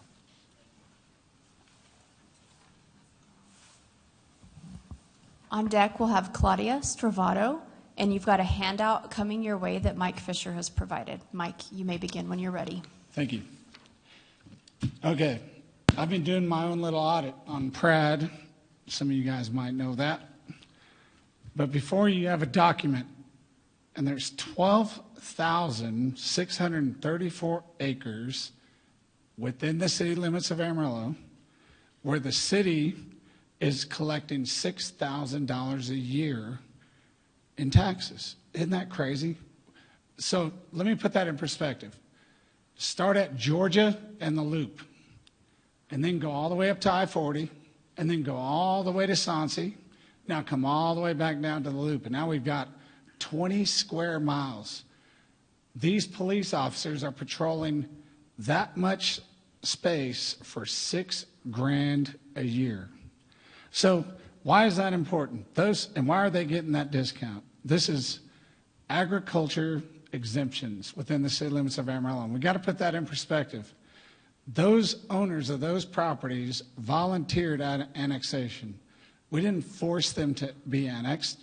They volunteered that. They wanted city services, but they're enjoying the best of both worlds. They still get the benefits of in the country of paying less taxes or in this case agricultural, but they're in the city limits and they get the benefits. So you could start with police, but some of these properties get city services, sewer, water, and the solid waste stuff. So I think, Cole, I mentioned this a long time ago at a meeting, and I said, you guys need to audit some of this. And your immediate response was, that's not our job. And I get that immediate response. But I think when you put this in perspective, it's worth looking at. Because let's look at the value of my 3 acres out. I have 3 acres out on I-27. Pratt, just as last year, I have it in arbitration right now, but they went up to $70,000 an acre.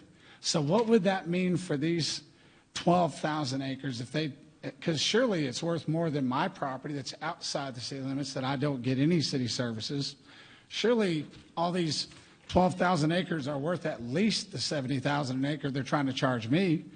So if that were the case, this property would be, all these 12,000 acres would be worth $884 million.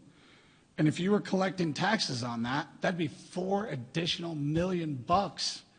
And so you guys could be budgeting with, like you were today. I really think you guys should take a look at this, and I think you should really consider not recommending. I recommend that you recommend that we keep Pratt separate and get your own chief appraiser for each county, because I think that would be, maybe some of this wouldn't be happening. Thank you. And Ms. Stravato, you may begin when you're ready. Thank you. I'm here to talk about my favorite subject, water conservation. I hope you all read the morning paper where the headline story is about the extreme drought we are experiencing. I know that you all are deeply involved in the budget process right now, and I appreciate that. But you cannot forget about the thousands of people for whom you are responsible to deliver water for, not just now, but in the future. Both Dumas and Canyon have started water conservation programs. While part of it is voluntary, encouraging the city residents to follow the odd and even watering days based on their address is significant. It's not required at this time, but the spillage and waste of water by automatic water systems are being addressed by both these cities. Because Amarillo has sold future water to Fermi, you have an extraordinary responsibility to impose and save the water that we have. I appreciate the recent project where we had children draw pictures of saving water, but that doesn't save water. I urge you, I beg you to look at the water situation and try to preserve what we have. That's above the ground is evaporating, particularly in the excessive heat.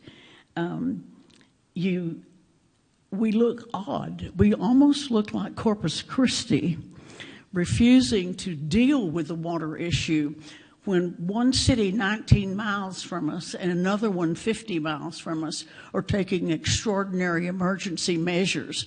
What does that make us look like here?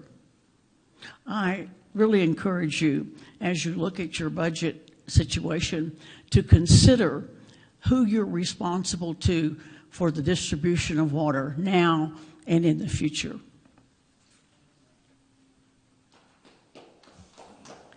Mayor, that concludes everybody that signed up to speak today. Thank you, Ms. City Secretary. I'd like to thank everyone for speaking here today during public comment. Do I have anyone else here who would like to offer public comment before we move forward? Okay, at this time, we'll go ahead and close public comment. We'll move forward with the rest of our business meeting. Consent agenda is before you. Gentlemen, I would assume we may have a few things that you'd like pulled for consideration. So on 610, I'd like to pull that, and then 615. Okay. Council, do I hear any other items that you'd like removed before we take action on the remaining amount of the consent agenda? Council, if we pull 615, we'll need to pull 617 as well. The two go together, is my Right, understanding. thank you. Okay. Anything else? Hearing nothing, seeing nothing. Would entertain a motion on the rest of consent. So moved. Second. Motion and a second on that as presented with modifications. All in favor, please say aye. Aye. Any opposed? Motion passes. Let's take up item 615, 617 together, as those may be the easier one to address first. Mr. City Manager, on that, is Alan the best guy? Yes, I'm going to turn over to Donnie and Alan. Perfect. Yeah, and I'll get these to Mr. Harder. He can come up and talk about this quicker than I could get acquainted with it. Thanks. I'm pulling up a list of locations. So what these are is cameras for video detection systems at signalized intersections. These are already employed at several intersections throughout the city. And just for your awareness, they're relatively low, low resolution cameras, thank you, that are aimed down the street. So what they do is they identify vehicles that are approaching a signal. The traditional way of detecting vehicles in an intersection is what we call ground loop. So it's effectively a wire loop in the ground that senses the metal in the vehicle. It's a magnet that lets a signal know that there's a vehicle there and puts in a call for the signal to change. So what video detection does is allows for that detection to occur further back from the intersection. So it can effectively predict vehicles approaching the intersection. And if there's nobody else coming, it can make changes before or shortly after the vehicle gets to that intersection. As I mentioned, they're aimed down the road, so they're not looking necessarily into private property. Now, I'm not going to say that on the peripheral there wouldn't be situations where it could see over a fence. That's certainly possible. The traffic division does not record, nor are we legally able to record information that we receive from these cameras.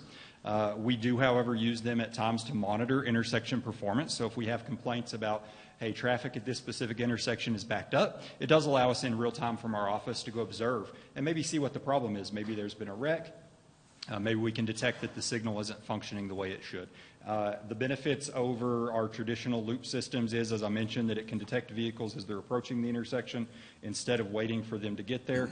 Also, though, they're much less invasive and much less prone to failure, so the traditional ground loop systems oftentimes gets damaged or destroyed during pavement maintenance. They also, when they fail, they require us to go and actually cut the pavement to replace those. Obviously, any cutting on pavement introduces a source for water to get into that, which naturally deteriorates the roadway. So a more reliable system, less invasive, and also provides advanced detection of vehicles before they get to the intersection. Alan, if you don't mind, can I add something to that? When we first put the traffic management system in 2019, this was the goal that we would eventually get to the point where we were starting to add this traffic detection. This actually allows the intersections to move a little more freely, and that was one of the complaints that we were hearing is how do we get that traffic at 10 o'clock at night when there's nothing on the cross street of a major arterial to be able to see traffic and move that signal. So this was part of that plan originally. We started out with a pilot program. I don't remember what year it was, Alan, probably 22 or so when we put in some of this traffic management stuff on Coulter Street, and it's just continued from there. But they are very low resolution. They point down at the actual pavement on the street. Secondly, they do traffic counts for us as well. So where we do manual traffic counting, we can actually go in and pull data from these to see how many cars there were, how many, and it's not looking at a picture of a car, it's actually just data. How many cars, how many pedestrians, how many bicycles. It helps us make better traffic decisions moving forward. Councilman, you got any questions on this well, one? I would say we've got this technology, and I'm sure it's great technology, and I have no problem with this technology. What I'm asking is, And I'm sure if we had a policy on what type of cameras we would use and we would not use, I have no doubt that this would probably fit into the use category. The issue is right now we have no policy on what that looks like. And so what I would add, and of course I've not seen any images that have come out of this, on this one is there any reason why if we waited a couple of meetings until we have a chance to look at this policy, would that cause us any harm or any problem? No, sir, it wouldn't. I actually asked that question when you brought that up earlier. It would not. We would probably need to get revised quotes. I don't expect that they would go up significantly, though, if any at all. So it's certainly possible to delay that until we have a policy in place. So this allows the intersections with signals to run more efficiently. So if you've got traffic that is predominantly in one direction or two directions, and maybe there's a side street that's not very often, some of those signals will cycle through no matter what, right? They're gonna go to that side street. They will. Yeah. Yes. Where this prevents that, correct? I wouldn't necessarily say it prevents it. You want that cycle to occur naturally. So because there could be situations where the sun is glaring off the camera at a particular time and it doesn't catch that vehicle on the side street. So you want there to be a maximum amount of time where whether it detects a vehicle or not, it goes ahead and gives them a green, just so that if for some reason there was a broken wire or, or that sun glare or the old loop detection system, the wire was broken so the magnet wasn't working right, you would never have a vehicle just sitting there forever and never getting signal and effectively forcing them to run a red light. But what it would allow is that if it didn't detect any vehicles, other directions would run for that maximum amount of time, which would be the most efficient way to operate traffic. And these don't record in any way, shape, or form, correct? No, sir. Okay. I mean, I don't see any reason not to move forward with these cameras, in my opinion. Council, any other remarks? Yes, sir. Our use of cameras is important on the law enforcement end and for moving of traffic.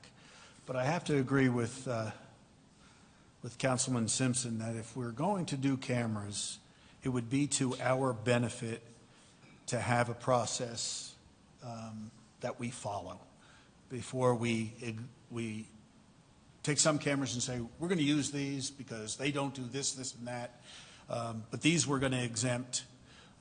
I just don't think that's a good policy. I think we need to develop a policy for the use of these cameras, no matter what they record or don't record, before we move forward to this. So I have to agree with Les on this one. Are we using these cameras already? Yes, sir. Approximately how many? Do you know? Off the top of my head, I don't know. How long have we been using these cameras? Several years. Donnie mentioned that we piloted this beginning in the early 2020s, so coming up on 5 years. So this is not an adoption of a new technology or a new camera in any way, shape, or form? No, sir. Something we've been using, we've had it. Okay. I mean, we could say that about the flock cameras too. It's technology we've been using, and depending on if there's no policy and we can use them at will in any place. And that's what people are starting to complain about. And there are cities that are exempting the use of these cameras now, even these. So I think it's to our benefit to have that discussion and to come up with a policy so that people know how to that are going to be using them. I mean, we don't control it. That's going to be staff that controls that, and we want to make sure that we have those policies in place. And I don't disagree with the policy of camera usage. I don't disagree with that. What I would just come against is the efficiency in moving forward, getting new bids, wasting the resources when we're looking at a very low resolution camera, ones that we've already used, they don't record. Because you may be correct. This may be something that falls in the category of when we do put together a policy, that it's one that we allow. I mean, and I get that. I just don't see that we've already spent the time, effort, and energy to get the bids, do this. They're cameras we already use. They're not invasive in any way. They don't record. I don't disagree with Councilman Simpson on getting together a policy. What's the expiration on the buy board bid? How long would it be? The buy board numbers are likely valid. I don't know the number off the top of my head. We still have to get those updated from time to time. I don't know when this one specifically expires. Again, even if it did, I don't expect a significant increase in cost, though. I am going to labor this just a little bit here in a minute. So, Mr. Path, not on this item. I think we can give direction on this one, but then when we get to the Verkada, I would see if maybe Chief Hover would be good, or if Sergeant Chadwick back there in the back would be willing to talk about. We've said a couple times we don't have a policy. That's not fully true. In like that's not the whole of the current procedure and the way in which they do handle that very carefully. So I do want to be able to speak to what's already in place briefly, and then I'm good with taking no action on these and bringing them back here end of August. I tend to agree more with Councilman Tips that like this doesn't necessarily fit the agenda request, but in caution, I've got a council member that would just like to wait another couple weeks, and I know I've been on the side of what's the hurry, guys? Can we make sure we make a good decision here all the way around and everybody gets to hear it? So if council's okay, I'm going to direct us to take no action on these two items under the advisement that our staff's telling us that it won't be a cost, or a complication. But we don't have any intention on not moving forward with it. So, Yes, sir. Council, do you want to redirect that? Are you okay with us moving on to item 610? Okay, so we'll take no action on 615 and 617. Mr. Path, which direction would you like to go on 610? I'm going to defer to Chief Hover if he wants to take lead on this, and then he can decide.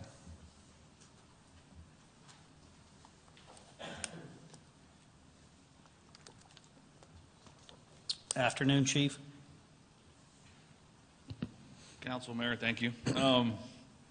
Based upon the questions, it's a very long conversation. This is not something that's very short that I would feel very comfortable with spouting off right now, because I feel, as you guys have, you've seen this across the country. This is a topic that's been going on. It's a very hot topic right now.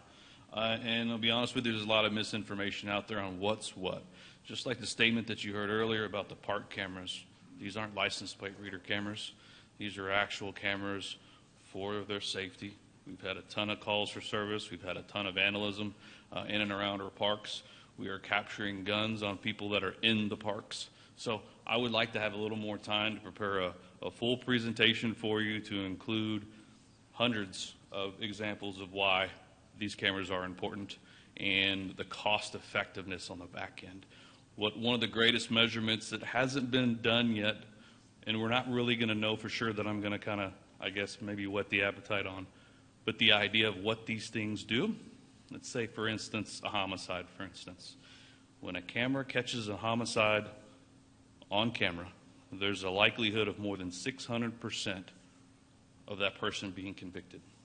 And the reason is the information that's there. And once we capture that individual at the time of that offense, they're going to have that murder weapon on them. They're going to have physical evidence on them. And they're a danger or a violent person. Now, let's say that's not there. Let's move forward to a typical approach if that thing's not there. It's going to take hundreds, if not thousands, of man-hours to identify that person and to safely take them into custody weeks, months, maybe even years later, depending upon the length and what that investigation takes. So I would feel more comfortable coming back to you, showing you a full thing of all the questions. I wrote them all down, of how I approach and show every single one. We'll start off on what the policy is that we have internally, what the actions are when somebody does violate those policies, all the way down to the different types of cameras, the length of time that the information is captured and maintained, and the fact that these are just a piece of the puzzle. It doesn't give an officer probable cause if he sees something on that flock camera. He has to take further steps to make a traffic stop, to confirm what's on there. So there's a lot of information based upon we just act on those things, and that's not exactly the case. So I would feel more comfortable if given a little more, maybe a week or two after budget, to provide you a full presentation. Real good. I heard a few things there, and that's the point I'd like to make. You do have some internal controls. You have some internal policies. Yes, sir. We haven't been able to advertise those publicly and to do a good enough job of explaining what they are and where they're not, right, and what they don't do. And so appreciate Councilman Simpson for bringing this up. We look forward to the opportunity to walk that out. I just couldn't leave it where we had no controls, and we had no internal policy, and they've just gone up. Well, but I know, as a city, and maybe the police department has, but as an organization, do we have any policies governing all of our departments? Well, here, hang on a second. So before you interrupted me in the middle of my comment, because I'm not complete, I think that with me thanking you for bringing this forward, I think what you're pointing out is that we should have a public-facing policy. And I would say, to your question, do we have a public-facing policy right now? If I could interject real quick, we started to have a forum, an IT forum, talking about not just cameras, but technology as a whole, when the Assistant City Manager Gagnon was here. That got started. In fact, we had our first meeting maybe about a month ago, if I remember correctly. Obviously, with his absence, that's delayed some things, but that was also one of the approaches that we were looking at, building a board out on those members of the community on there. Anything further, Councilman? Well, I don't want you to think that I see the value. My personal opinion is, hey, if I'm not doing anything wrong, I don't have to worry about cameras. That's my personal opinion. But I'm hearing from people in the community who have some concerns, and what we're seeing across the country is some abuses of this. And that's kind of what we're fighting. And, you know, what I'd like to do is for us to, and I think this is a council level issue, for us to be able to set some policies and guidelines on this, because I do think it's very important that not only do we set things up correctly, but, you know, I trust all these people and all these staff members as your government to do the right thing, but we don't know who's going to be down here down the road, and I think we need to set protections up. So if somebody wants to change some very stringent policies on how we use cameras and what we do, it's going to take some people up here to change those to be able to do it, because I just don't want to see, you know, lots of good can come out of it, but I'd hate for us to see open because we don't have good policies, and we don't have to say, here's how we're going to do it, and here's what's going to happen if you're an employee caught, that it takes that good tool away from you because we've not used it the way that it should, or we don't have policy that gives us good guidance. One thing I would say on this, I see that this is funded by a grant. Correct. If we do not approve this today, do we have the potential of losing that grant money or that it not being available? There is an expiration, but I don't know what that is. We have passed this item several times. It would just be a matter of getting another quote. And I do believe they're purchasing it. It's not a reimbursement even. Well, I mean, I would say this. I mean, if the other one we have more control over. So, I mean, maybe it would go up. I mean, we said it didn't, but if we have if on this one, if there's the chance that we could lose out on this money for these cameras by not approving it today, I would be okay with approving that.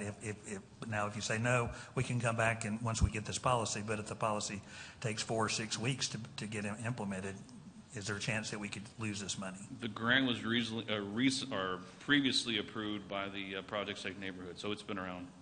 And I'll let.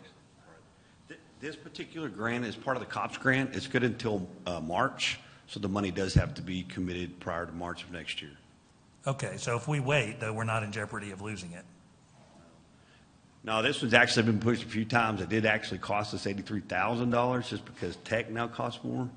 So that's to the other guy's point. Yeah, the further it goes, the more you're spending because the amount and cost of tech currently is rising about every 4 to 6 months. So that's the only cost to us personally as far as grant funds. Okay. Councilman? Nothing? Okay. Anything further from council? Appreciate Chief and Sergeant. Anything further from council on item 610? Okay. I hope our citizens hear that we will diligently dig into this item and include our public on those conversations. Move forward with a strategic plan and initiative to put some good controls in how we utilize technology moving forward. Item 610 will be set off to the side with no action taken. Moving forward, we are now going into non-consent, and it is 5:02. We will take a 15-minute recess. We'll come back in here. We'll wrap this guy up.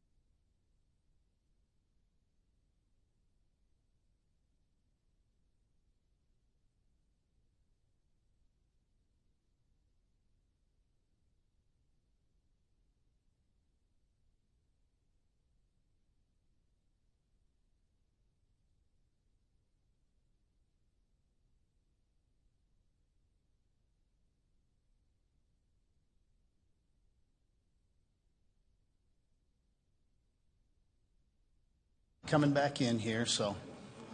Ms. Kristen, are we ready in the back? Thumbs up. All right, we're going to call ourselves back into session here.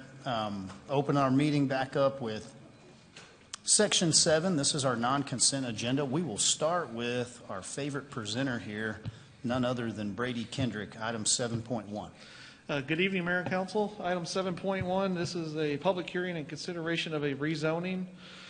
This is the rezoning of 9.23 acres of land being located in Potter County, Texas, in the vicinity of Sunrise Drive and Southeast 14th Avenue. The applicant is Furman Land Surveyors, Inc. for Big Texan Land Holdings, LLC, and Galaxy Catering, Inc. They are proposing the rezone from Light Commercial District and Residential District 2 to a Planned Development District 411 for an RV park.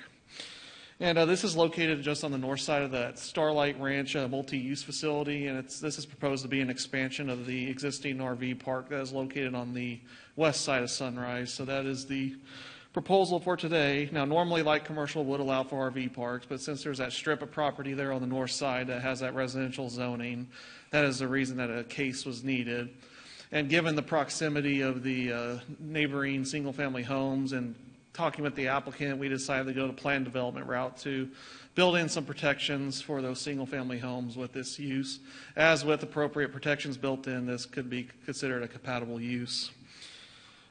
Regarding City Plan 2045 place type, this area is actually in the manufacturing and logistics category, so that would actually allow for more intense uses than what is proposed today. So you could say that technically the place type category would allow for even more intense uses than what's proposed with this item. Now, regarding some of those enhanced standards that we worked into the site plan that is on your screen now, RV spaces are to be set back a minimum of 15 feet from the property line along 14th and Sunrise Drive. A screening fence is to be provided along those just mentioned frontages. Additionally, the gate on the north property line is to be for fire department access only and will also be solid as well. A minimum 10-foot wide strip of landscaping and associated trees is to be provided outside of the fence adjacent to the sidewalk along the north frontage and the west frontage. And then the park amenities are located at the south end of the site, the office area and the park area, so that those are the furthest away from the homes as possible. This is all documented in the site plan you have on your screen right now, and that'll be a part of the ordinance. And this would actually result in a more ideal zoning pattern than exists currently. Currently, you could have light commercial land uses almost all the way up to the single-family neighborhoods, so really this request would build in a buffer that would not allow those light commercial uses and create a more desirable zoning pattern in the opinion of the Planning and Zoning Commission. Public notices were sent and posted on this item as required, and as of this meeting, we did receive one comment in opposition at the Planning and Zoning Commission hearing on the item. They had concerns about crime and safety for the neighborhood if the RV park were to be allowed, and they were a neighboring property owner to the north. With that, the Planning and Zoning Commission did recommend approval of this item with a 7-0 vote. And with that, I'll take any questions. Any questions for Mr. Kendrick? Is there any issues with the noise study from the airport on this one? This one looks close to the runway. So this area actually lies outside of the noise hazard area. It is in the height hazard area for the airport, but it is outside those noise contours that we spoke about with that other item last time. Thank you. No problem. Any other questions? Thank you, Mr. Kendrick. This is a public hearing. At this time, I'll open a public hearing, see if I have anybody here who would like to speak for or against this item. Seeing no one, we'll close the public hearing, and I would ask council, item 7.1 is before you. I move to adopt ordinance number 8254 as presented. Second. Motion and a second. All in favor, please say aye. Aye. Any opposed? Item 7.1 passes. Thank you guys for being here. All right, Mr. Kendrick, you're up again. Item 7.2. Yes, so this item is a proposed rezoning in downtown for approximately 29 acres, and I'll go ahead and skip to the map. That way we got that on the screen there. This is the rezoning of a series of blocks that are all located in Plemons Edition, amended Plemons Edition Unit 10, and amended Plemons Edition Unit number 25, plus vacated public rights-of-way. These are located in, all this is located in Potter County, Texas, in the vicinity of Southwest 15th Avenue and South Harrison Street. The applicant is Playa Design Studio for First Baptist Church, Baptist Community Services, and Central Church of Christ. And they are proposing the rezone from Plan Development District 130, Plan Development District 120A, and Multiple Family District 2 to Plan Development District 410 for campus-style development, utilizing Central Business District development standards. So this case originally started out with Baptist Community Services. They came in and spoke to us about a potential expansion they were wanting to do. And given the zoning of that, because their campus spans multiple city blocks, and that expansion would have been okay in certain parts of their site, but not others. And in this case, the expansion had a setback issue. This site is located on the periphery of the Central Business District, and these sites developed over a number of decades and feature a wide range of ways they are built. And in some cases, some of the ways they were built decades ago wouldn't comply with code today. So we looked at this and said that, you know, these are large religious style campuses, largely built like other development we see in the Central Business District.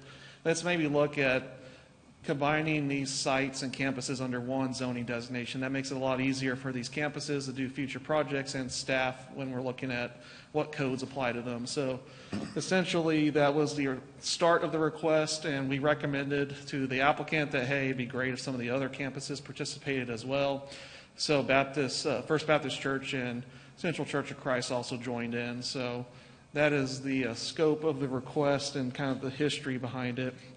Regarding the standards specifically, I'll mention the following is proposed, which these are essentially identical to Central Business District. Max lot coverage of 100%, unlimited building height, which we do have a 10-story building that exists in this boundary already, so that would fit that. 0-foot setbacks as a baseline. However, fire separation building code requirements still would apply. Parking regulations would be the same as Central Business District, and no lot size minimums. And standards not specifically called out will comply with the property's prior zoning. Regarding allowed uses, we are largely leaving things the same for the most part. The area in blue would essentially allow for general retail land uses, and that's essentially what PD 130 allows for today. We looked at how the properties shaded in yellow there were being used in relation to the park and the single-family homes. We are leaving that area as multifamily too for allowed land uses. That way it builds in a natural land use buffer to protect the park and the homes to the west there from encroachment by maybe uses that aren't as compatible. So the applicant was agreeable to leaving those areas as multifamily too, as the way those properties are being used and are planned to be used would fit that. So this would create a desirable zoning pattern for the area and also create concise development standards as well.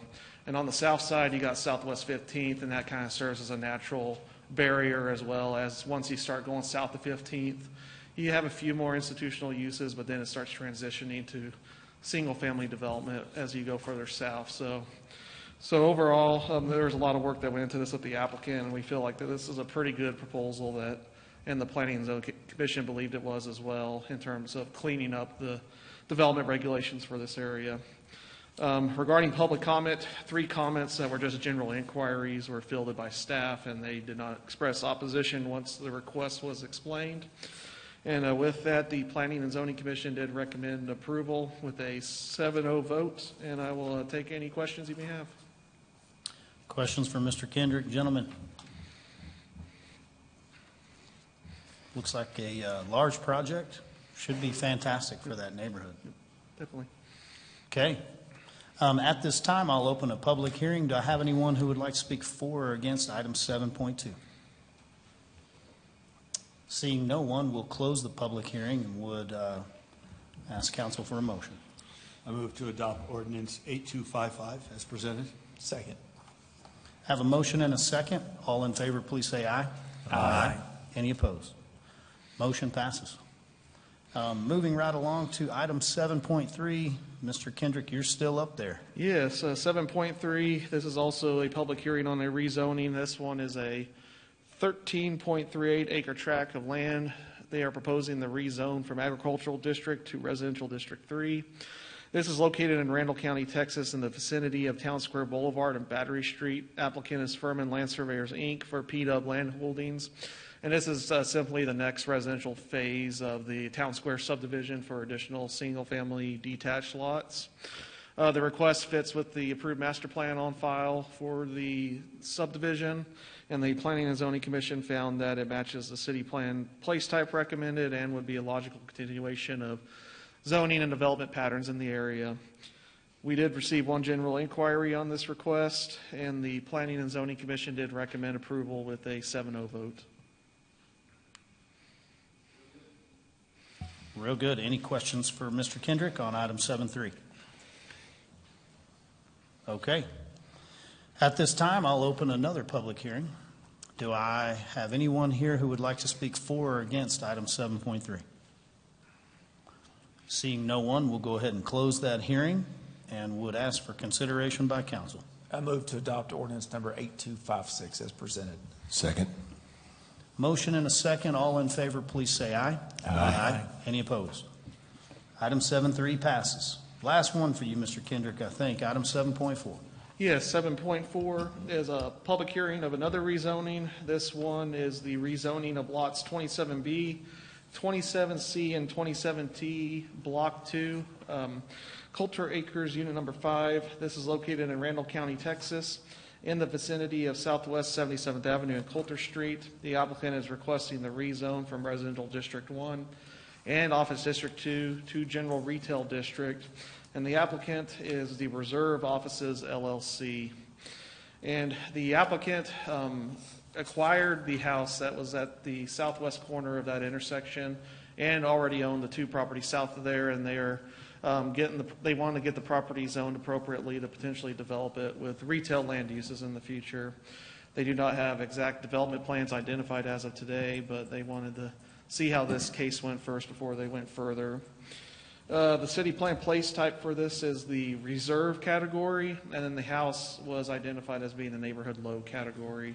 So that reserve category is usually a placeholder until development patterns for an area typically become better known. Going to the next map there. Over time, this area is a little unique. The city limits in this area are located within about 1/10 of a mile to the west of the applicant there. So you have these holdover properties on the west side of Coulter that are either vacant or feature larger style estate homes that over time have transitioned to other uses. And then on the east side of Coulter, it's been predominantly developed with general retail uses other than the school there to the south of this subject site. Typically, properties along an arterial like this midsection are more suited for non-residential development, as homes fronting upon an arterial, that's not exactly ideal given the high volumes of traffic seen on a street like Coulter. And additionally, the Planning and Zoning Commission noted that we have retail zoning directly across the street from this property and many portions of Coulter now between Arden Road and Hollywood, so they felt like that the request kind of matched with the evolving zoning and development patterns found along this segment of Coulter Street. Regarding public comment, we have received one call that was a general inquiry, and a second call. He did not explicitly express opposition, but he did express some concerns about if additional retail development kept occurring along Coulter, the potential traffic impacts. So those were the two calls we have received, and with that, the Planning and Zoning Commission also recommended approval of this item with a 7-0 vote. Real good. Questions for Mr. Kendrick on 7.4? Okay. At this time, we will open another public hearing, and I'll ask if I have anyone here to speak for or against this item. Seeing no one, we'll go ahead and close the public hearing and entertain a motion. I move to adopt ordinance number 8257. Second. Motion and a second from place 2. All in favor, please say aye. Aye. Any opposed? Motion passes. Mr. Kendrick, you've been so efficient. Why don't we just do one more while you're up there? Yeah, definitely. Item 7.5 is actually your last one. Yeah, so this is the second reading from the asphalt batch plant case you all heard last time. Since the vote was not unanimous, that's why it has to be on non-consent today. So there have been no changes since the last meeting on this one. So unless there's any questions for me, I really don't have any updates other than just as a reminder, this has to have a supermajority vote to pass. So. Okay. So this one's back for our consideration, council. Do we have any questions on this one from council? No? Okay. Item 7.5 is a consideration, not a public hearing at this time, because we've had one. With no further discussion, I would ask all in favor, please say aye. Aye. Aye. Any opposed? Aye. I believe we need a motion and a second first, please. That would be helpful, wouldn't it? So, apologize, I'm a little out of order there. So, I move to adopt ordinance number 8252 as presented. Second. okay, I have a motion and a second from place one. Thank you, Ms. City Secretary. Now, gentlemen, all in favor for item 7.5, please say aye. Aye. Aye. All opposed? Nay. Motion passes with a 4-1 vote. Thank you, Mr. Kendrick. Thank you. Appreciate you. All right, moving right along, we'll jump into item 7.6. Ms. Cashin, are you presenting this one? No? All right. She's emotional support. How are you, ma'am? I'm good. How are You y'all? doing well today? I am excited to present this to y'all. So, moving along. So, I'm here, I'm Braylee Beck. I'm the Director of Finance for Visit Amarillo, and I'm here to present our 26-27 budget request to y'all. And to start off, I wanted to share the tourism impact statistics from the State of Texas Governor's Office for 2025. Direct travel spending, so that's dollars directly going to businesses within our community, totaled around $1.1 billion for, again, 2025. So that comes out to almost $2,100 per minute being spent in the community through tourism. This contributed to $260 million in wages, salaries, and benefits, about 8.5 thousand jobs, $95 million in tax receipts, and all of that culminates to $1.2 thousand saved per household by those taxes offsetting the tax burden on residents.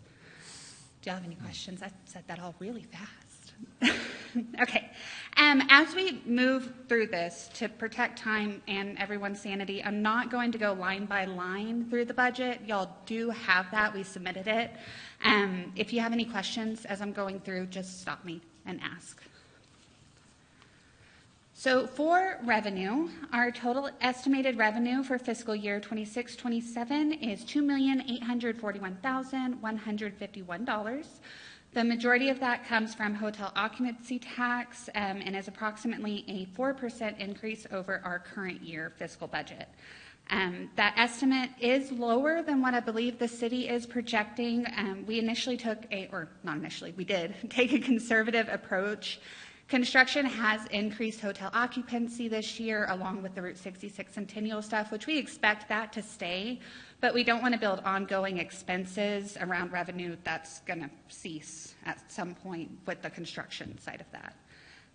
We do expect that there will be a significant amount that will go into reserves following this next fiscal year. For that, we'll use those investments into our tourism master plan. Any questions on the revenue side? Okay. For expenses, the majority of our expenses are in administration at $1.5 million. That covers staffing, operations, and organizational support. Advertising follows that at a little over $640,000. The remaining expenses support key initiatives for the rest of our departments: film, communication, tourism, arts, Route 66. Expenses are estimated at a little over $107,000 over revenue, so that is the reserves part of our request this year. I'll get into that later. Any questions? Okay. Compared to last fiscal year, the largest decreases, and these are all kind of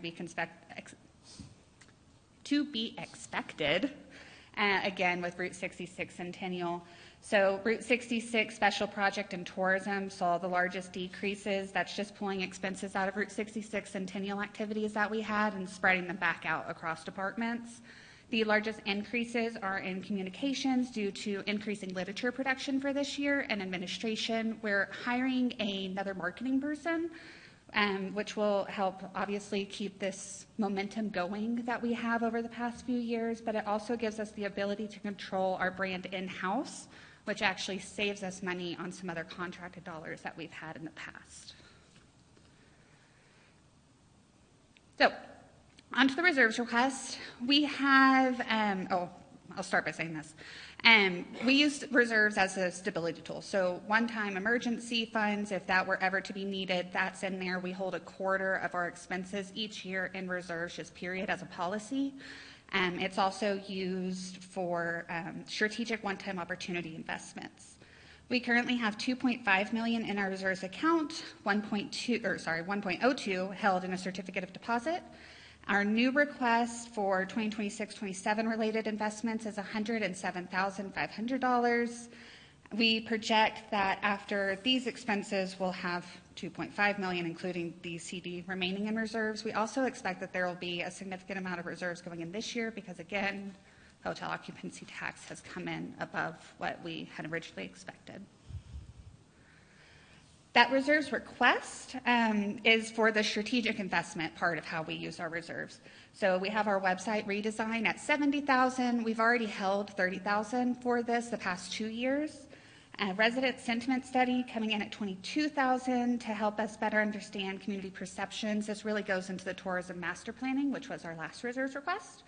And then the server IT split that completes our transition to operate independently from shared services that we still have with the chamber, who we share a building with. That's all I have. Do y'all have any questions or anything else for me? We appreciate the presentation. So, Council, do you have any questions? I don't have any questions, but just a couple comments. I mean, Cash and her team are phenomenal. I have the pleasure of serving on the board over there. Love it. You know, one thing that we've got to look at as we go through budget, we're looking at property taxes going down depending on what the legislature does. What we do, we're trying to run a good, tight budget. What this team does is there's such an ROI when it comes to their budget and what they do. If you miss this, the tourism, what it brings in is it's saving every taxpayer $1.2 thousand, so $1,200 a month. $1,200 a year, $100 a month. That's huge. So when we look at how do we gain or increase revenue for the city, this is it. It's tourism, it's hot tax, sales tax. That's what's going to build our city. That's what's going to bring our revenue up. And I just want to give a shout out to them and for everything that they do. They do a phenomenal job. And I think I might be a little biased, but I think the biggest bang for your buck is right there. So appreciate that. Yes, sir. Just a quick observation is, have you guys rebid the $70,000 for the webpage? Pricing models on web pages are drastically adjusted right now. We are working on sending that out for bid. That's the amount that we have. So we did raise it. Initially, $45,000 was what we were planning on, which is why we had that $30,000 and another $15,000 was going to be spent this year for it. But because of that, we've raised that to the $70,000. There is generally an option to add on different tools and things in the future if that's needed, and we can look at that depending on how the bids come back. Okay. I think you'd be surprised at the savings in web page generation right now with AI.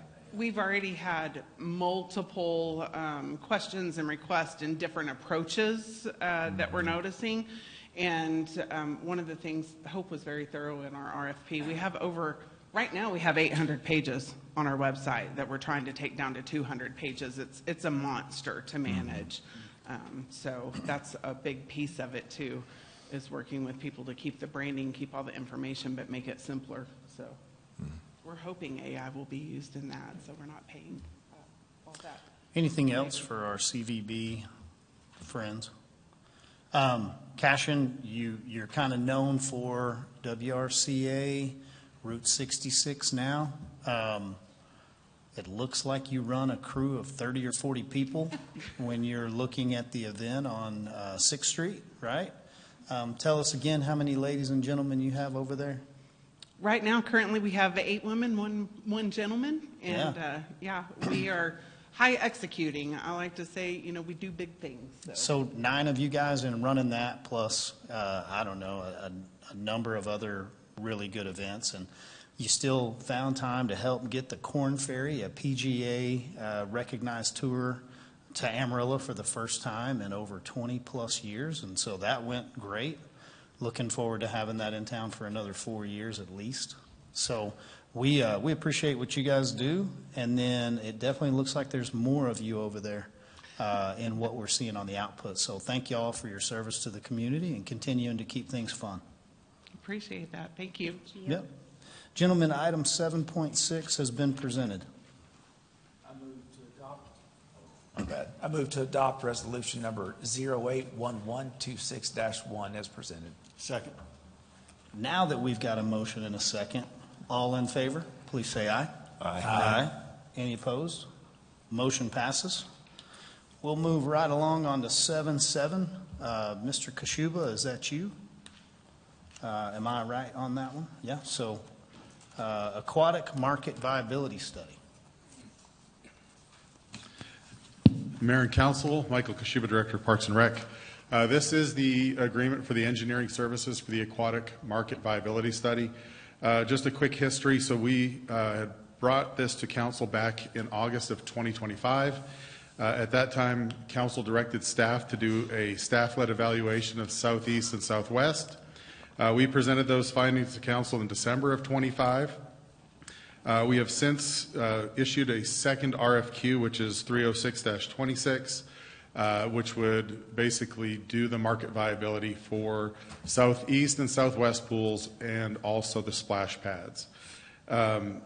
This was recommended at the Park Board meeting in June 10th.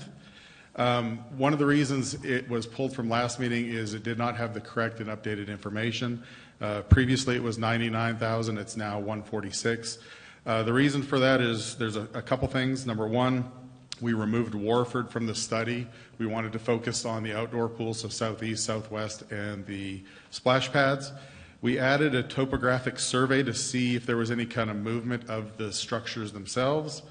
We also added in the structural assessment of the building, the architectural assessment, so looking at the buildings themselves. Previously, it was just the shells of the pool.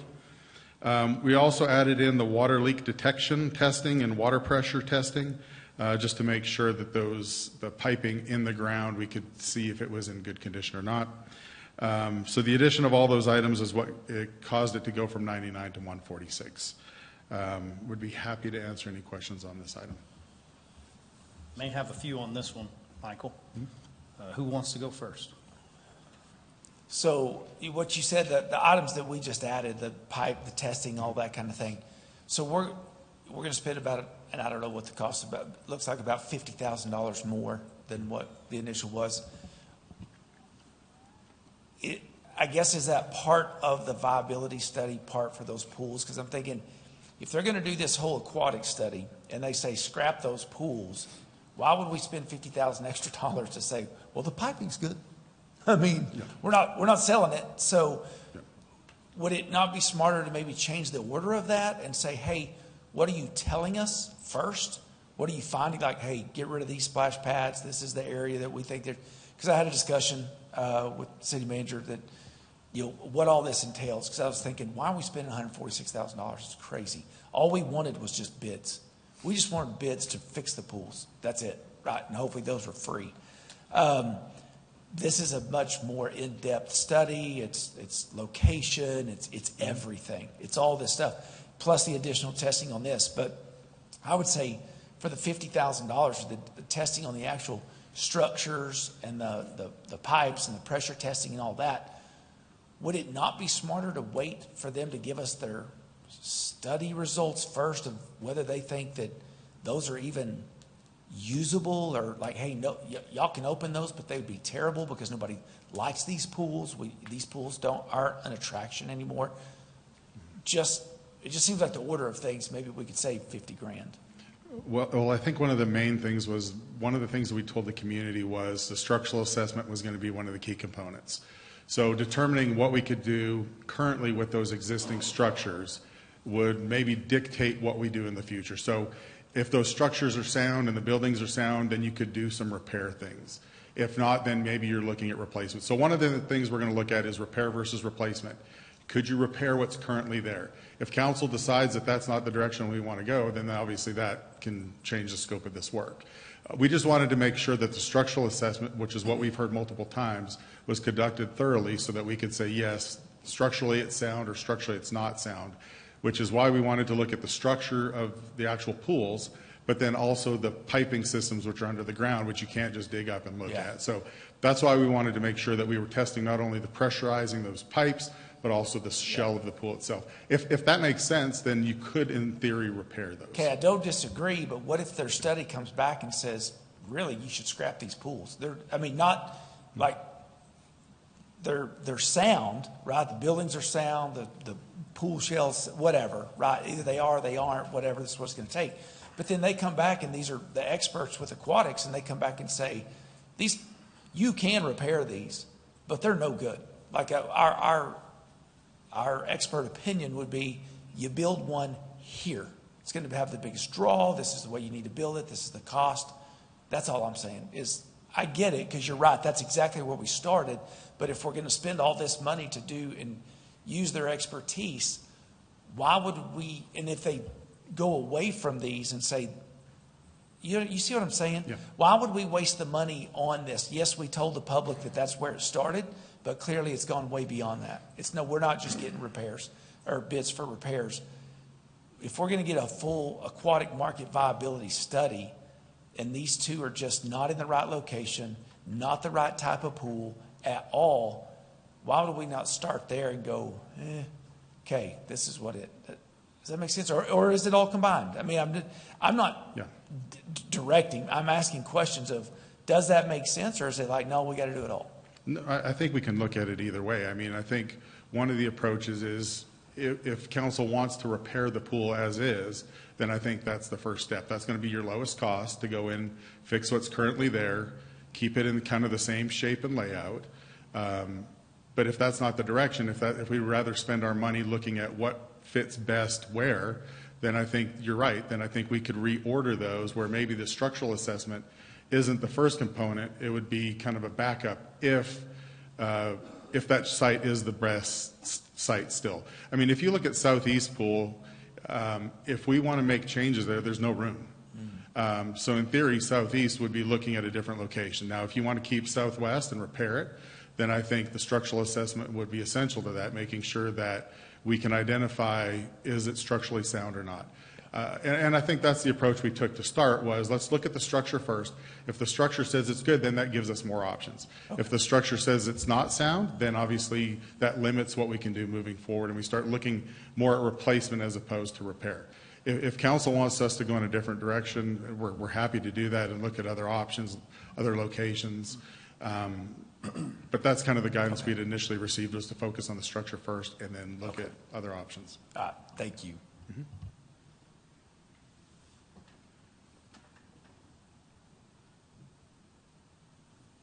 So I'm reading this market viability study, and I'm also reading into the Kimley Horn, piece. So that is an engineering firm, but they do quite more than just engineering. And so when you say market viability, what I'm hearing might be something more like, an aquatic center. I'm assuming by reaching out and engaging a engineering firm like this, you could be opening up more like a nationwide look, where there may be some entities out there that they do public-facing pools, but they may have some sort of other component for, I'm thinking, kind of like the natatorium, so competitive swimming, Olympic-sized pool, other things like that. And so our issue is going to be cost, right? Like us going and finding money that we can put into that when we're trying to balance all of the other needs of the city?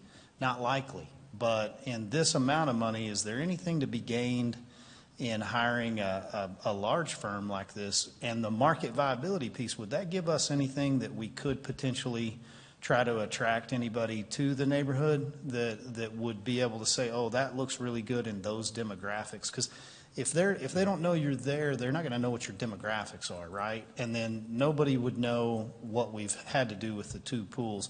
So am I thinking incorrectly, or could I place some sort of value on this $150K in at least trying to open ourselves up to additional funding from outside of what we typically use in our general fund? I think it could. I mean, what I would say is it allows us to look at the current market to see what makes financial sense. If we're looking at kind of the cost recovery, it allows us to see and benchmark what other facilities, local facilities are doing. It allows us to see, are we overserved in certain portions of the community and underserved in others? I do think it could open up some conversations, bigger conversations. I think the challenge is if we're looking at more of community pools, it may be different than more of an aquatic destination. I know when we had initially talked about the John Stiff development study, there was a group that had reached out that had talked more about a big aquatic facility as a part of that. So I think there is interest in the market. Now that would be a little bit different potentially than a city pool. You know, something like a Thompson, it would be more of a destination draw. I think there has been some interest on that side. This could probably support that. I mean, it could look and see, okay, what is the current demand? How much service is currently in place with these other providers, whether it's Verdura, the Town Club, Thompson Pool. So I think it could provide some insight there, but it's going to be a little bit different than looking at just a community pool. It would be more of a destination. Okay. That was really my one question, and just in what we're trying to purchase there. So, Council, any other questions for Mr. Kashuba? Council, if I may real quick, I think, and Councilor Tips, I think I did misinform you yesterday. I apologize. So I think what you're saying makes a lot of sense. Maybe a phase one, phase two approach to this. I think unless the council would like to study both the existing and the aquatic, I think it does make sense to determine is the need here or is it somewhere else? And then if we decide it is here at Southwest Southeast, then proceed down that vein of cost.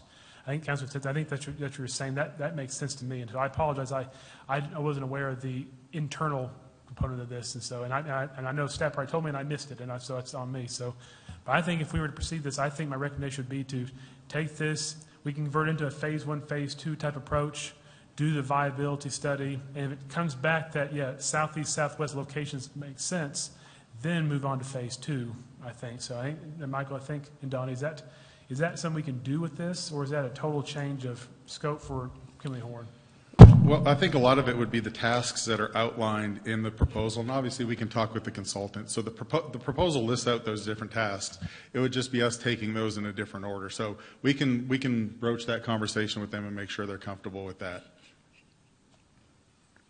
To assist in that, could council entertain maybe a motion to payment up to that amount as needed and put a few, kind of controls on there? Would that give you what you would need in moving that forward so you didn't have to bring back a revised proposal? Yeah, I think if we had a not to exceed, then we could always go work with them on the specifics. Mm-hmm. Any other questions, comments? So outside of Thompson Park, we're not going to have any other aquatic facilities here for quite some time. I mean, this is going to be a long time coming to determine what we're going to do going forward. So not only this summer, but we could have multiple summers where Thompson Park is provided by the city. Correct. And have we tracked usage there? Is it up? Do we know if people who use the pools in other places are coming up? We have done a little survey. I don't have that information with me. I'd be happy to provide it. We have seen an uptick in a lot of the revenues coming from Thompson. So I would say, yes, we've seen an increase at the facility. Well, that might be something as we're continuing to look at this. I mean, the usage of that and is it filling a need, and are people finding it that use the others or coming there? So I think that would be something that would be good to know once I guess we get through with the summer. The other thing I failed to mention was this also includes the splash pads. We've got 15 splash pads spread out all over town. So we didn't want to go do an aquatic viability study and focus just on the pools and then come back to council in a year and say, oops, we forgot splash pads. Let's go look at splash pads. So we wanted to look at all of our aquatic facilities at one time. That way, if there are some shifts that need to happen with where we place things, that we're looking more than just the pools, we're also looking at those splash pad locations and determining, is that the best location for each of those splash pads as well? Because a lot of those are coming up to life expectancy.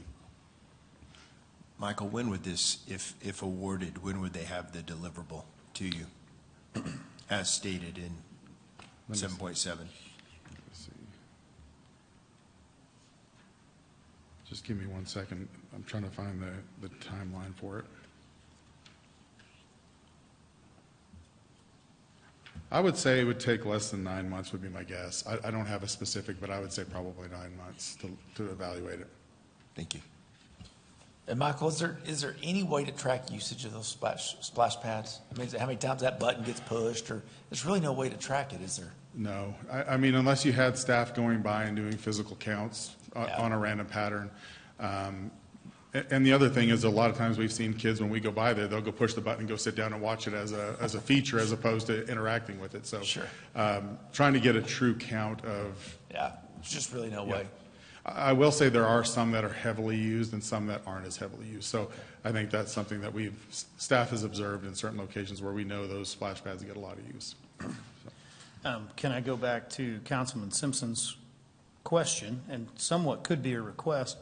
Was Southeast Pool the one that was in better condition? Which one had the foundational crack? And so Southeast had the structural, well, it had the void underneath the deep end that we had to go and structurally repair before the start of last season. Southwest has the deck that has the voids underneath it. So they're both in very similar condition. But if council was to entertain a conversation where, look, we're looking several years out, let's see if we can go identify some funding to go in and do an update while we still have time over the winter, get Southeast Pool up and going to a functioning, realistic expectation, knowing that we really are trying to put good money after a good intention of looking bigger and better. And you're going to wait on, Kimley Horn to give you some advisement. Would Southeast or Southwest be the one that would take less cost and care? I would have to visit with staff, because I know since we've closed them, I know they've had to use the controller from one of the pools to go get one of the splash pads operational. So I'd have to get with staff to see what condition they're all in currently. Yeah, and if we consolidated to one, I know that would greatly help in repair equipment or whatever. But Councilman Simpson, is that something you're, leaning towards, or are you just stating the expectation level of the community of this is going to take some time? No, I wasn't thinking. I think we just have to look holistically at these two facilities. But to me, I think we're at this crossroads to determine if we're going to invest. The question is, are we going to invest in aquatics in the future? That's something, and if we are, where are we going to get the money? Do voters have to approve it? Do we have it, somewhere? But to me, the bigger question is, what is the right type of thing to build? And, because we have Thompson Park, that seems to be something that has shown an increase in usage. That there's one in Canyon, there's other things here. I guess what they're going to tell us is there room for something else here? Because I think not only how much it costs, but it's got to get used and it's got to generate some revenue. And so, I don't know of two equally sized pools like we've had before, which were basically kind of Olympic pools, and that's all they were, a place to go in, versus Thompson Park or these other places. So, it's going to take a while. I don't know if putting good money after bad under Southeast would be a solution. I think it's more focusing on what do we want to do in the future. We may get through this, and we may determine there's no need for us to be in the aquatics business anymore. I don't know what that is. Or they may say, here's what we really need to do, and here's the money that you need to do it with to make sure that it can move forward. Any other questions or comments, council? Mayor, what I could do, Mayor, is I can get some costs for what it would take to get those operational. We could provide those back to council. If you would, just to keep it super simple, pick one that would be the more economical. and maybe bring that back, run that through city management. Let's see on kind of a one-on-one basis if we can get educated with that before maybe we take up the time to do another discussion item that might not be the direction you go. So, but I am interested. And then, council, it looks like item 7.7 could be motioned with a not to exceed, and that would give staff a little more latitude. So moved. I got a so moved. Second. And I hear a second. All in favor on 7.7, not to exceed the 146.6, please say aye. Aye. Any opposed? Motion passes. Thank you, sir. Item 7.8, appreciate it, Mr. Kashuba. Mr. Hooper, how you doing? Doing great, Mayor, Council. This will be these are great items. The next two items, I'll present the first one.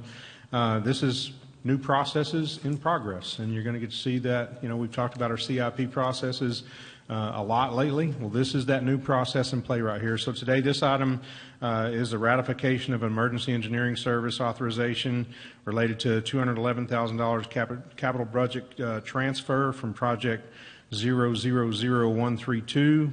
Add another zero in there, and wastewater system improvements and repairs over to project 000221, which is the Hollywood Road wastewater treatment facility boiler replacement engineering services project that was created. The city manager authorized an emergency purchase for this, and the city's emergency purchasing policy following a failure and a condemnation of the existing boilers at the Hollywood wastewater treatment plant recently.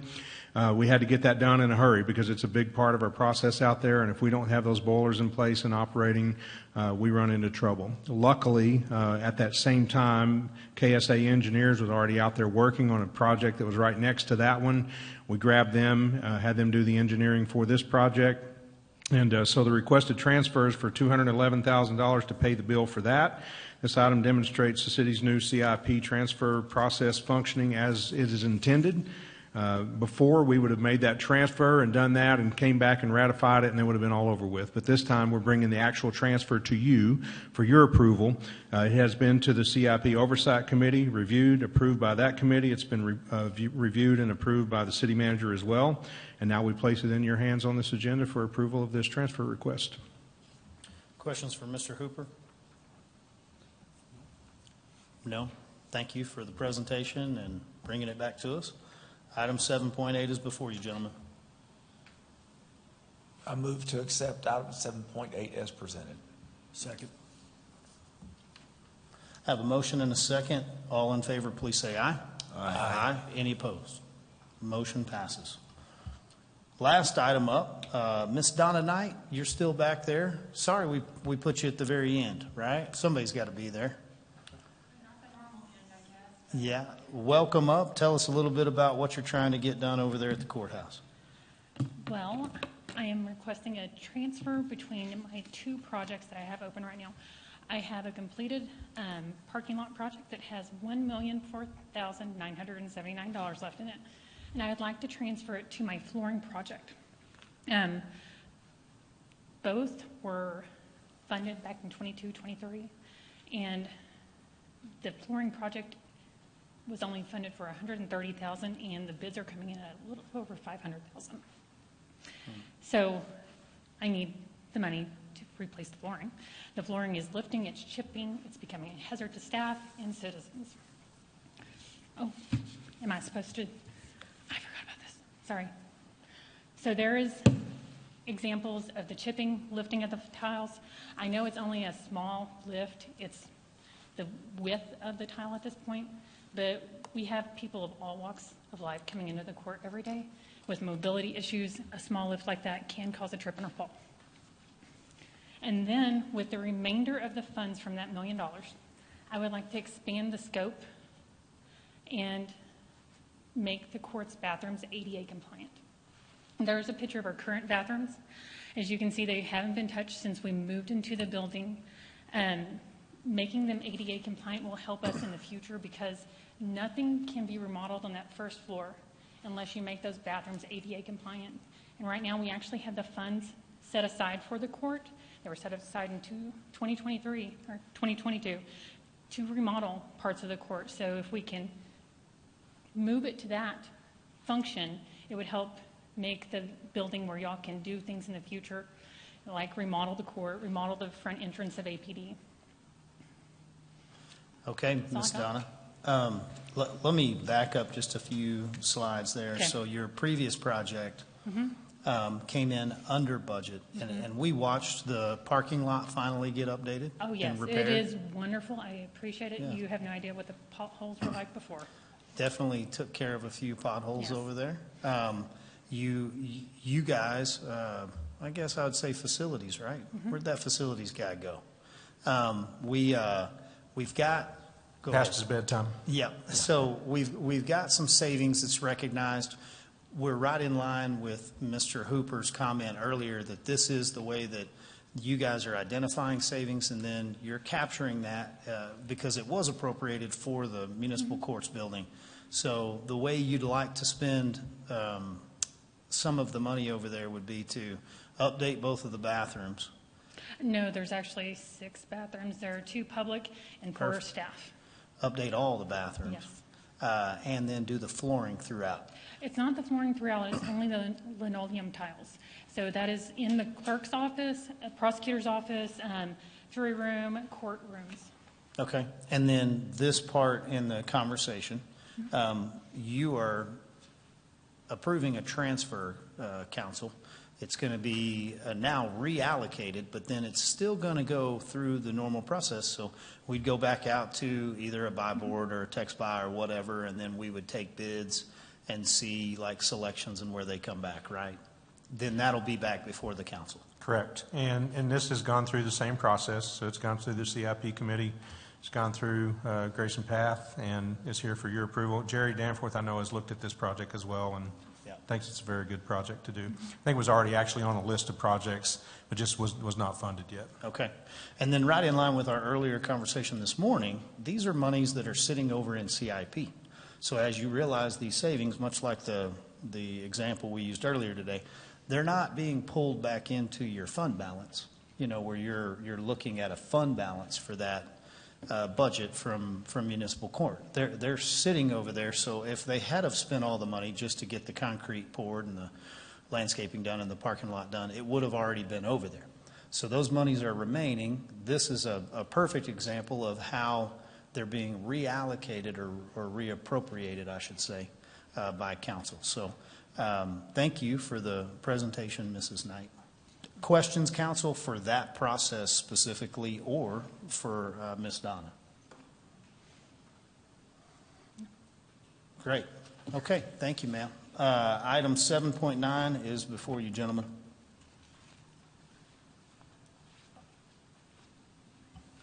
I move that we approve non-consent item 7.9 as presented. Second. I have a motion and a second from the right side. All in favor, please say aye. Aye. Aye. Any opposed? Nobody wanted to go home. They just kept pausing and I know. Try to get you guys out early. You just don't want to leave. Motion passes. That concludes the business that we have here to take care of today. Gentlemen, y'all good to adjourn? Move to adjourn. Hey, you're adjourned. Thank y'all for being here.